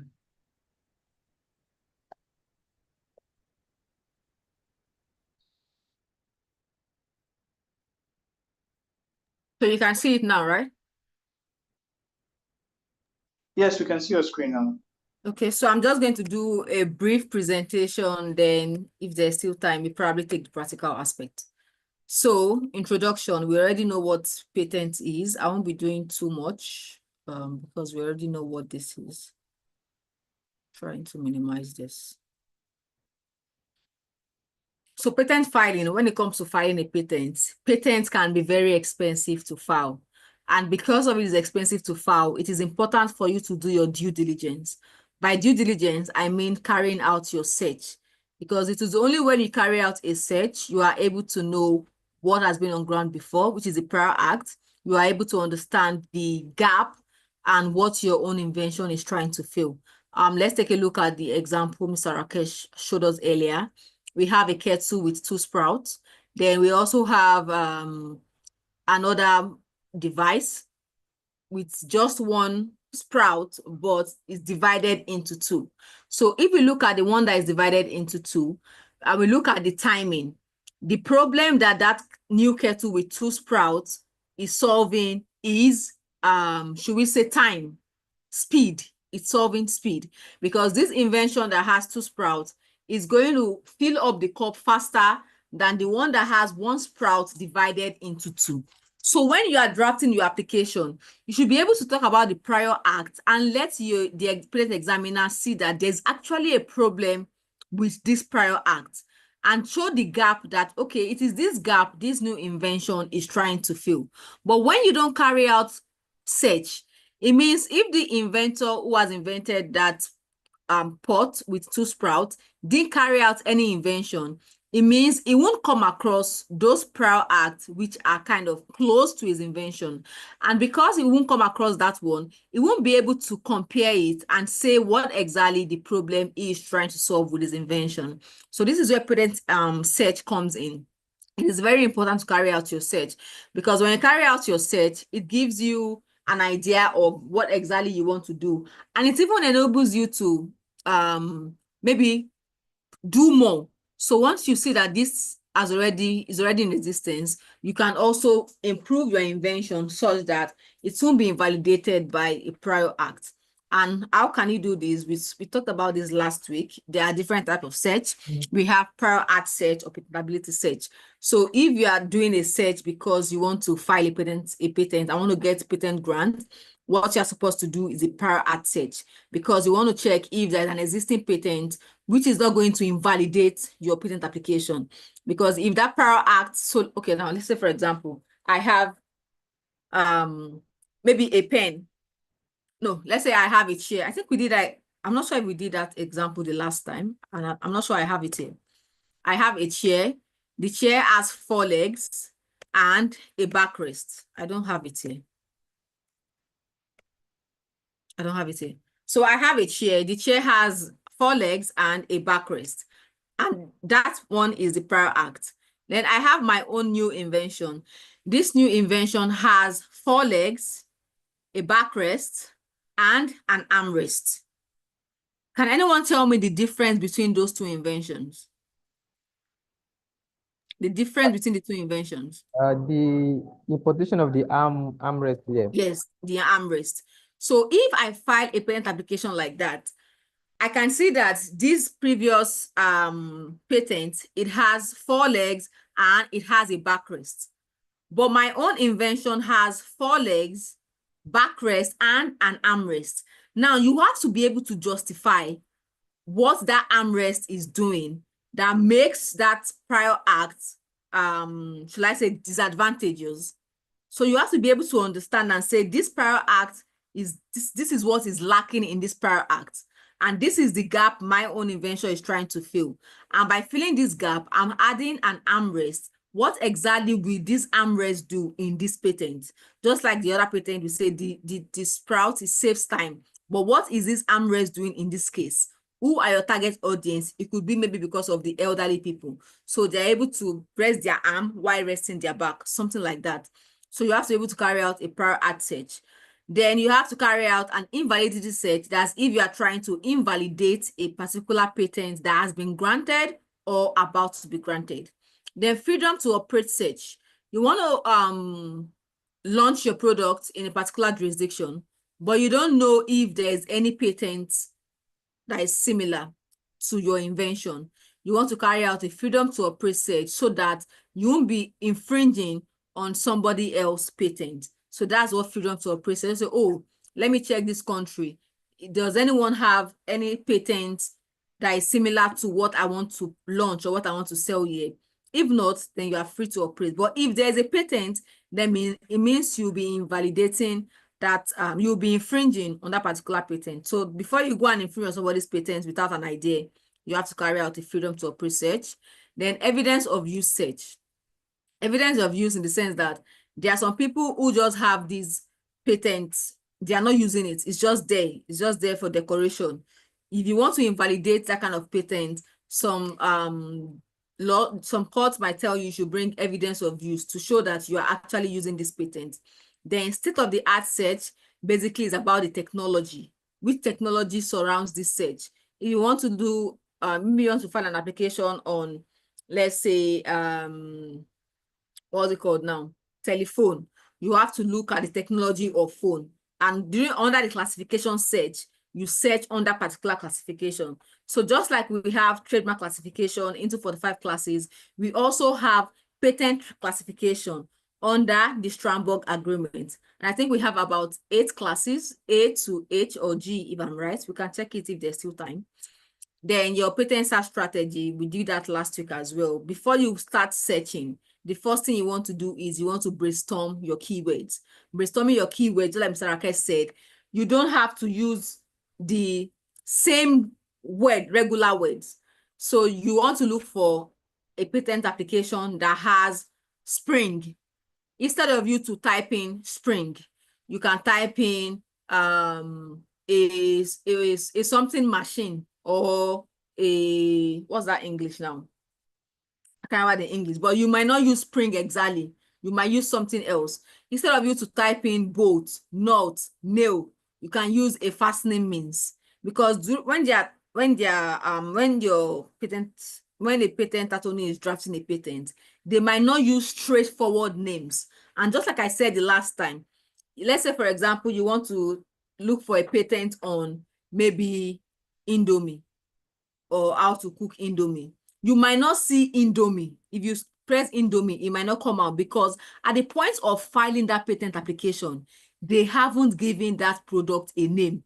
So you're not likely to use a trademark name to search for a patent. So the first thing you want to do is you want to brainstorm the keywords to use. Then the next thing you want to look at is the classes and subclass look, just like that's been presented. You want to look at which class, which subclass are you exactly looking for your search. You also want to look at patent searching and published application database, USPTO, Google Patents, EPO, JPO, KIPO, and some other paid patent like patent lens and so on and so forth.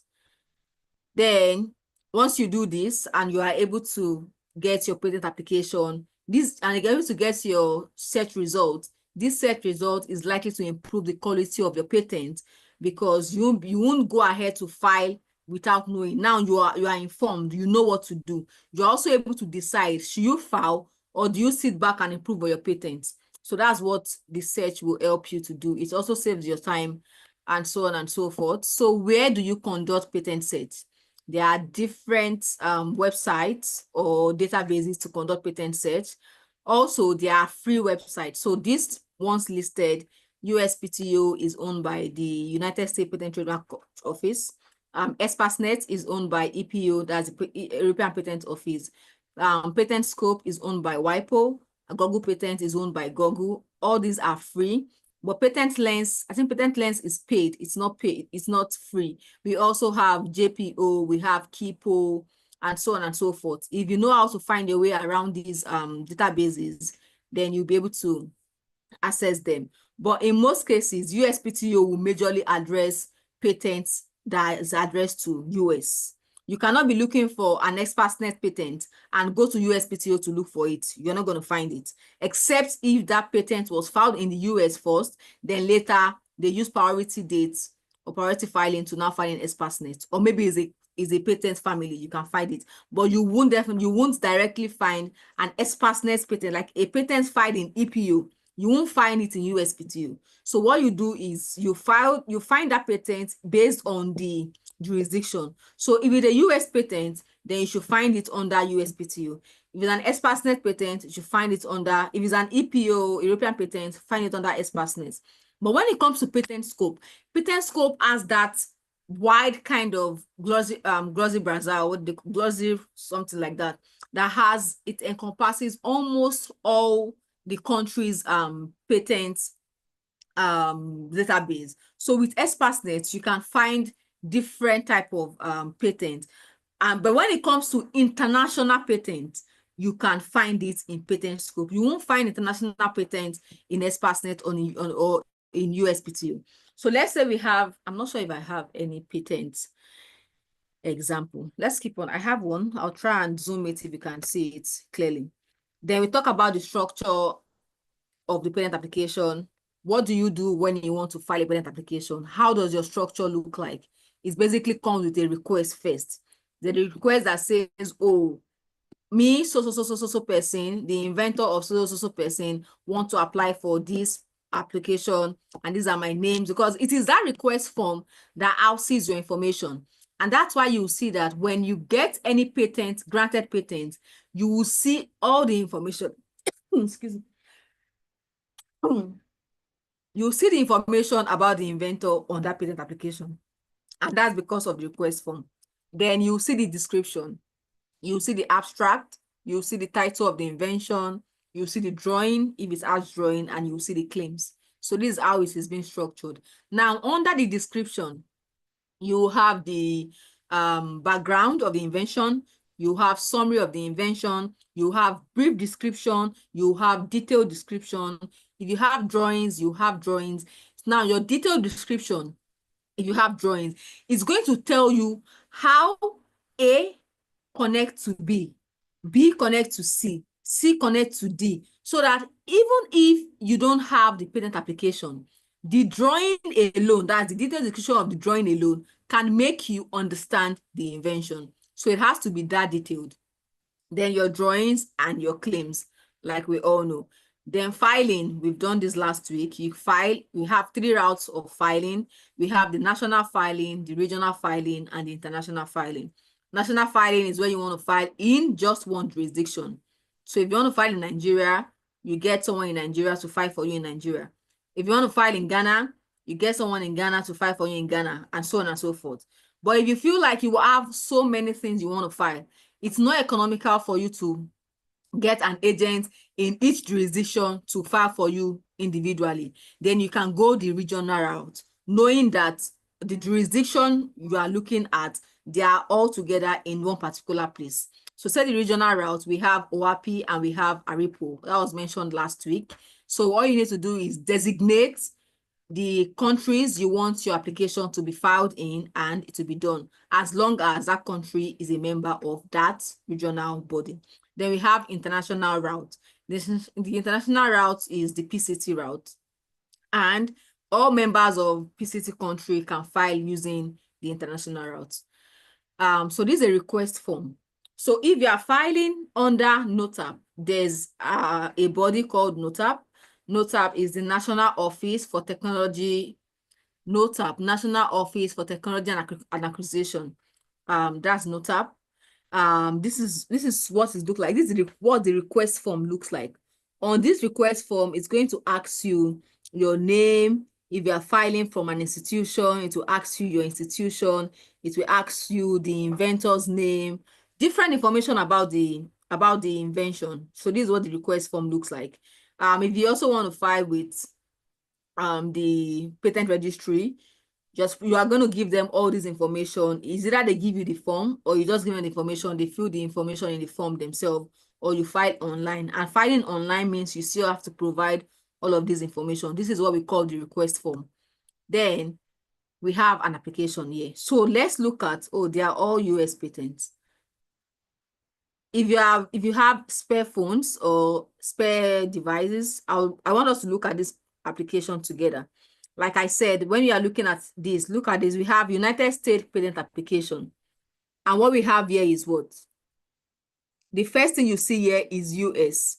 If you are looking at that one that has the crux, you see United States design patent. This is a design patent. Why this other one, the airport, is a patent, like a normal patent. Design patent only protects the aesthetics, how this crux looks. That is what the design patent is going to patent. Why the main patent is going to patent how this airport works. So if you want to look for this, all you need to do first is look at the patent number. From the design patent, you see US D698. It means US, this patent was filed in the US. So which database are you going to use to search for this patent if you have to do a patent search? Anybody, which database? USPTO. The USPTO. So you use USPTO to search for this because it is a US patent. So what alternative database can you use to search for this if you're not using USPTO? Anybody? Other than USPTO, what other database can you use to search for this? I think you can use the patent scope since it's Yes, you can use the international. patent scope because patent scope is international. It encompasses all patent databases. So let's do a quick one. I think that's all I have here. So let me kind of minimize this. So let's try the USPTO. Can you see my screen? We can see your screen, ma'am.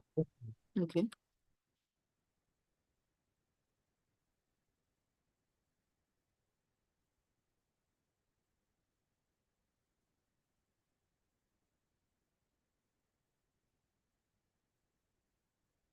So can you see that in the first instance, it gave me trademark search, thinking how to do a trademark search. So you have to be very sure which search you actually want to carry out.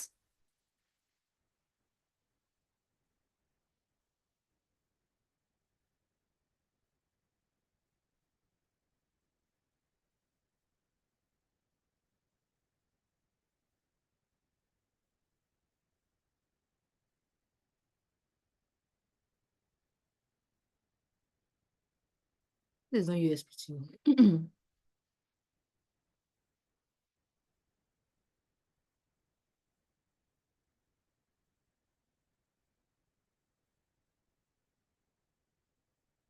Okay, this is what it looks like.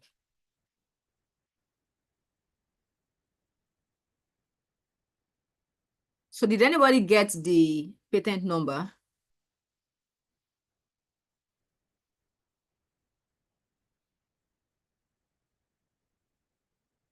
I'm going to check. So we are going to use both the USPTO and the patent scope. And you see that we are going to arrive at the same result.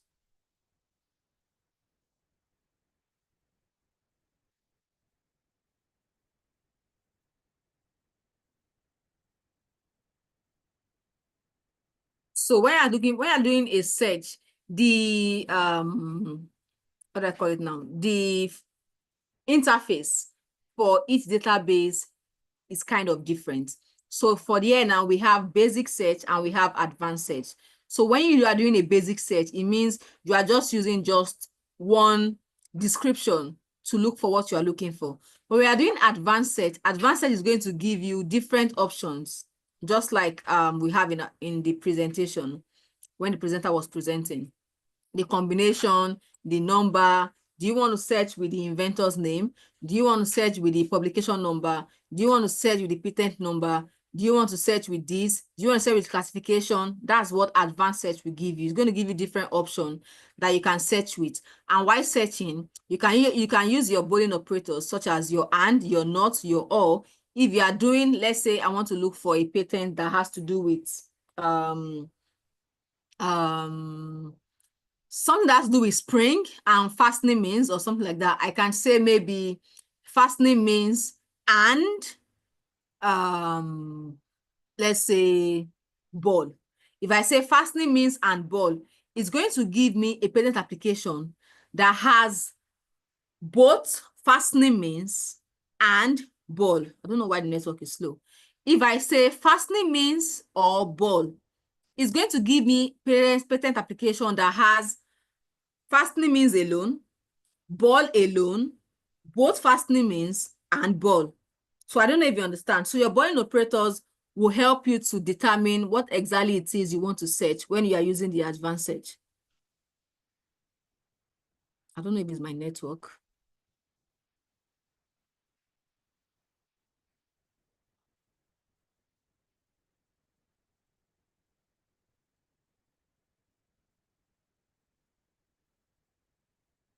Let's see a basic search.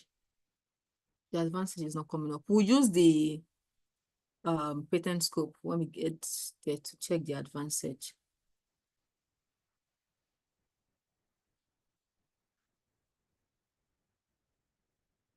Okay. So can you see? Quick look, that's for basic search, patent number or publication number. So it's either you enter the patent number or the publication number. So don't forget that even the basic for USPTO now, their basic search also uses Boolean operators. Can you see? If you get to patent scope, you realize that patent scope doesn't use Boolean operators in their basic search. You can only find it in advanced search. So you have to understand the interfaces of what database you are using. So let me check for that patent number.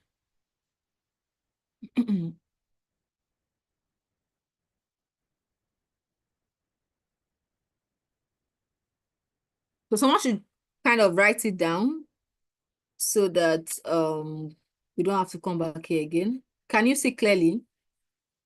US D698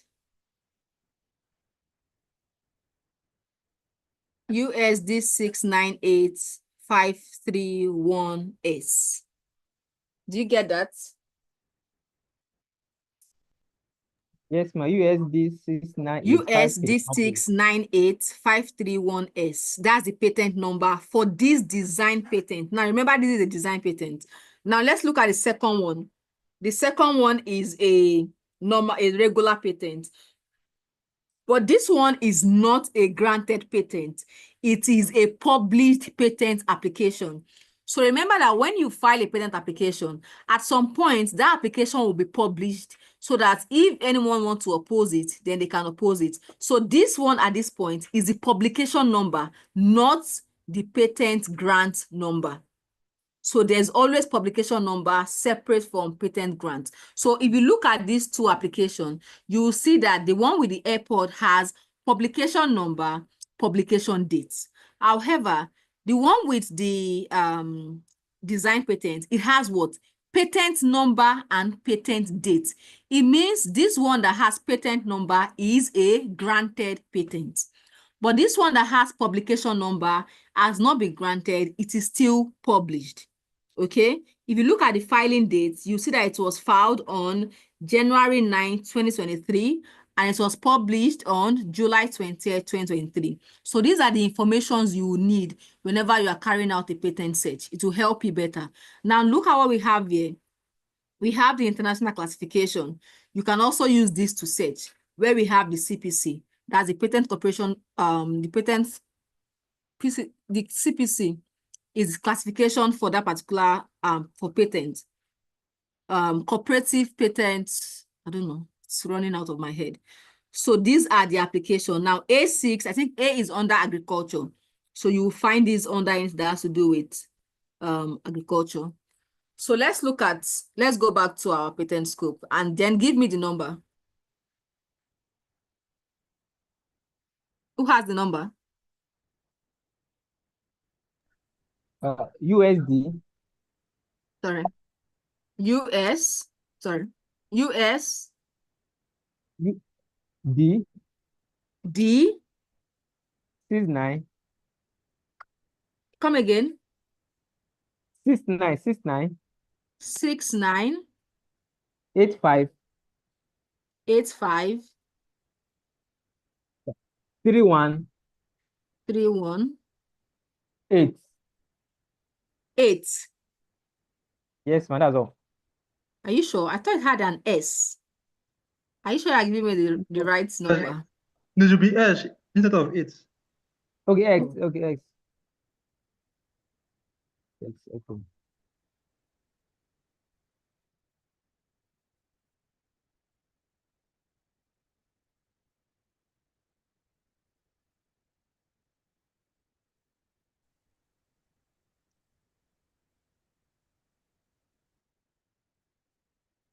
Check it again. USD. You don't mean to have a D.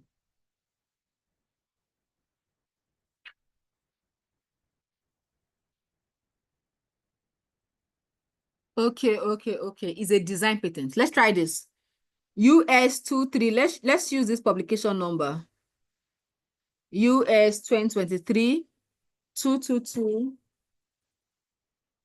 US 2023 022 5659. US 2023 022 5659 A1. Don't forget the last number. So let's try that. I think this is not coming up because it's a design patent, but we are here for patent proper, not design patent.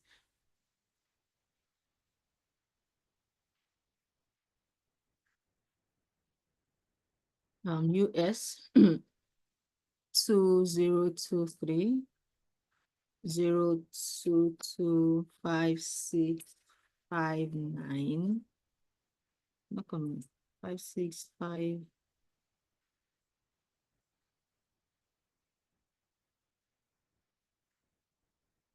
Okay. 5659 A1.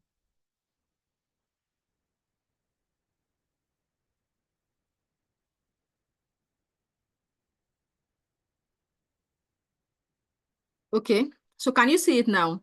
The reason why we didn't have this US is because we are on the USPTO website and everything we search here is US, so you don't need to include US. So you see what they have there, patent number or publication number. For example, they've taken out the US in front of it. So what you just have is just the number. And when you look at it, can you see it? Biosignal sensing device using dynamic section of electrodes. I think that's what we have on the, okay. Can you see it here?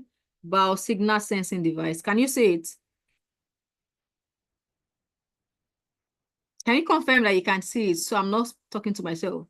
Yes, I can see it now. Okay. So that's how you do your patent search. From here, you can decide to click on it, either the PDF or just to preview it. So you see how it appears. So this is the application. Can you see this is the same thing we have on the, what's it called? On the screen. So that's just one way, that's just one way to search using the publication number. So let's also check for the patent scope.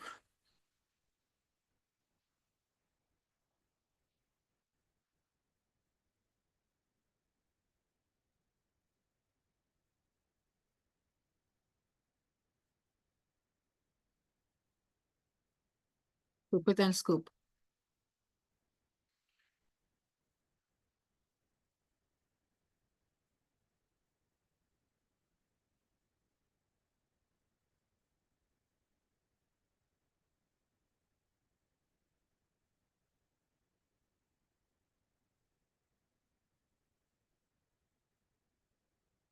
Can you see that the patent scope interface is different from that of the USPTO? So from what we have here, is just, this one is just a simple search. But if you want to carry out an advanced search, you have to come here where you have search. Then you click on what exactly you want to do, advanced search. Do you want to use a field combination? Field combination is where you want to use maybe the inventor name, plot, and the title of the invention, or this and that, that's field combination. Advanced search also, you input a longer phrase in it.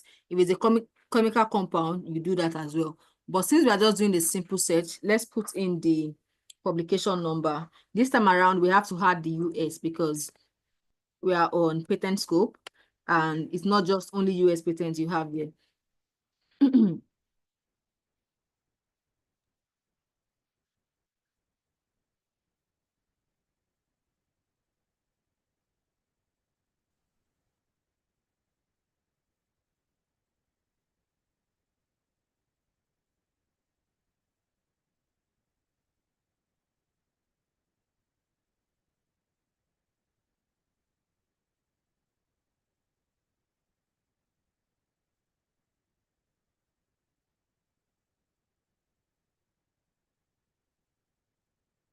Network is kind of slow.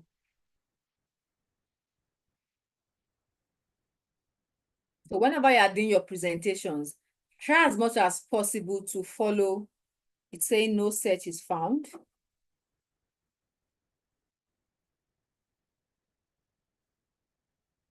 US 2023-022-5659A1. So what could be the problem? The problem could be either because this is a publication number. We might not find publication patents here because it hasn't been granted. It's just a patent published on the USPTO website. So because it has not been granted, we are likely not going to find it here. Let me see if I have, I'm not sure I have other examples of patents we can use here. Okay, let's just find something. Let's carry out a search. Let's say footwear.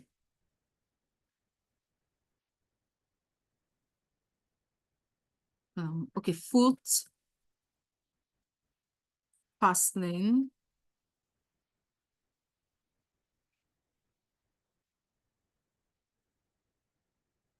device. Okay, so you can see, because I typed in foot fastening device, it's just going to give me all document that has foot device fastening. So you have to be very sure of the brainstorming you want to do. Because if you are doing something like this, look at what we have. It gave us 2,617 results. When do you want to finish analyzing 2,617 results? So you have to be very specific whenever you're carrying out your search. So if you can see from here, you see this is CN. It means this is a China patent. This application was filed in China, but it has an international classification of A615501. If you click on this, it takes you to the international classification, and you'll be able to read under what class that application was filed in. So when you are doing these things, you have tried as possible to be practical, because the practicality will help you a lot. So like I said, we have different classification for patents under the Strasbourg Agreement. We have let me try and, this is bringing me only A.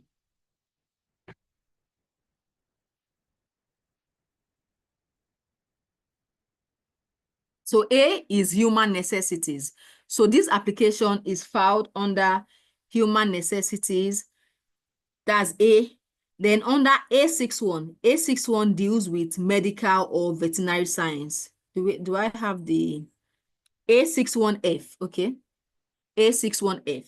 So A61 is medical or veterinary science, hygiene. Then when you look at A61F, it talks about filters, implantable. So if you are looking at any invention that has to do with medical, veterinary, health, then you want to look at A. Then under this A, you now have different sub, where you have this A now is what we called the class. Then under the class, you have the subclass, you have the main group, you have the subgroup, and so on and so forth. So that's what classification is basically. Then we have different types of classification from A to, I think A to H, if I'm correct. Oh, I went the wrong route.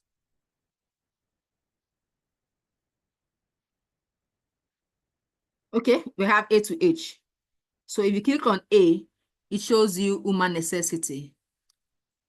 So it's asking you A what do you want to do? So you can also input your search there. So we have from classification A to H, depending on where you want to search. But this is not our business anyway. Let's go back to where we came from. This is just to show you that these things can be very practical. And you can also, at your free time, just try to do all of these things, because the practicality matters a lot compared to you just reading it from the book. But when you are reading from the book, you also try to practice it. That's how you get to know most of this. So I think at this junction, we are going to take some questions. So Dennis, let's have the questions, please.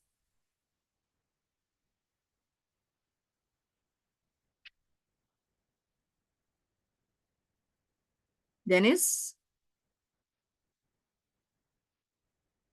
Okay, if we don't have Dennis in the house, can we have the group ask their question?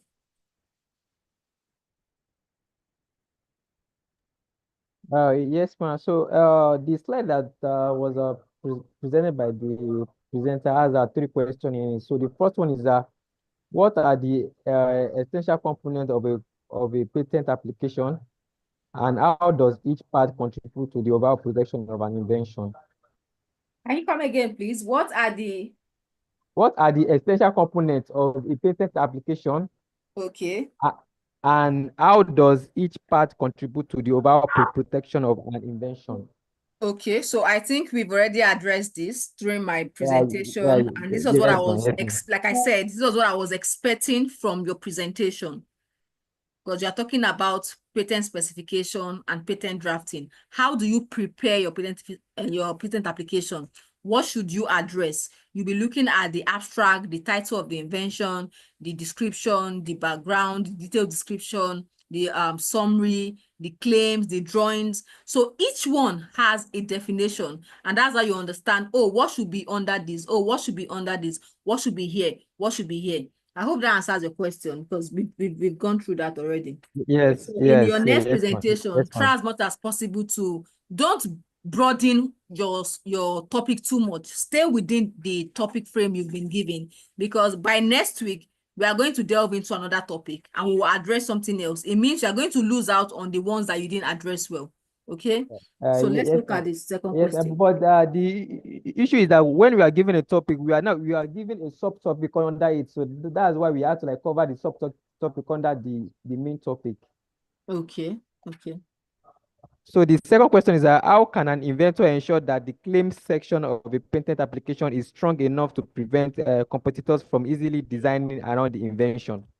Okay. How can an inventor what? How can an inventor ensure that the claim section of a patent application is strong enough to prevent competitors from easily designing around the invention? Okay, for you to make sure that your claim is strong enough, what exactly do you have to do? The first thing you have to do is it starts from the body of the invention, the body of the work, your description, because you cannot claim what is not in your description. You can only claim what is in your description. So that's why sometimes when we are trying to draft patent application, we need the inventor to sit with us, discuss what exactly are you doing. Let's have an idea so that we'll know how to draft the claim. The claim is the art of the invention. If there's any infringement, the first thing people look at is the claim. Then maybe while analyzing the claim, you realize that what is being claimed is not in the body of the patent application, like it's not in the body of the description. So what exactly are you claiming? So the first thing is you want to make sure that what exactly you are claiming is in the body of the description. Also, you are claiming the essential elements, those things that are important to your invention. So for example, the other time we're talking about a chair that has 4 legs, armrest, and backrest. So imagine in your patent application, your claim focuses on the 4 legs and the backrest. Meanwhile, the main element in your invention is what? The armrest. But you refuse to claim the armrest, then that's giving yourself out. It means if somebody else's get a patent application and they claim armrest, you can't say they are infringing on your patent. Why? Because your claim did not mention armrest. Your claim mentioned 4 legs and backrest. And this means you are the one infringing. You are infringing on the prior act because the prior act also claimed what? 4 legs and backrest. So those are one of the things you want to look at. You want to make sure that, and your claim is not too, we have, when you are drafting your claim, we have 2 bodies of claim. We have the independent claim and we have the dependent claim. Now you want to make sure that your independent claim is not so broad. It has to be a bit narrow so that your dependent claim will now be starting broad, broad, broad, broad till you get to the last part.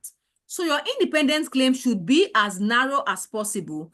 Then in your dependent claim, you will now pick it one after the other and explain. Say, for example, if I say a device for sitting, the device comprising an armrest, a backrest, and 4 legs, or at least a plural, okay, I'll say and plurality of legs. I can go ahead in my dependent claim and say the device for sitting in claim 1, wherein the plurality of leg is 4. Okay, you see that in my independent claim, I didn't mention that my chair has 4 legs. Okay, I mentioned that it has 4 legs in my dependent claim. I can go ahead to say that the device for sitting in claim 1 and claim 2, wherein the armrest is curvy or the armrest is circle. But when you are trying to say circle or triangle, you are starting to limit your patent, because if you say your armrest is circle, it means somebody else can get a patent application for an armrest that is round or for an armrest that is oval. So you want to make sure that you are claiming as broad as possible, not so narrow, not the exact thing. Because if you claim the exact thing, somebody else can still design around your application and they won't be infringing on your patent application. So I hope that answers your question. Yes, ma'am. Okay. All right. Thank you very much for helping us answer that question. Sorry, we would have to end class right now. IP starting. We have IP session starting by 6:30. So we would Okay. have to draw a curtain on this session. Thank you so much, Ma, for helping answer the questions. My network was misbehaving. That's why I couldn't speak for a while. So sorry It's all about right. that. It's all right. Thank you so much, So Dennis. thank you for this session. So just before we go, please, we would like to just quickly take our pictures so that we can just draw a curtain and then we can call it a Beauty good time. said she have a question to ask. Probably you can send it to Dennis, then Dennis will ask on your behalf. Please, you can send your question to me, and then we would get to answer. We'll get to send your question to Ms. Shukurat, and then whatever response she gives will be forwarded to the group. All right. So please, can we turn on our videos? Thank you so much, Ma. You're welcome.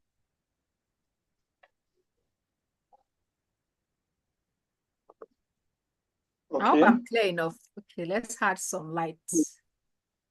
Yes, Ma, we can see you.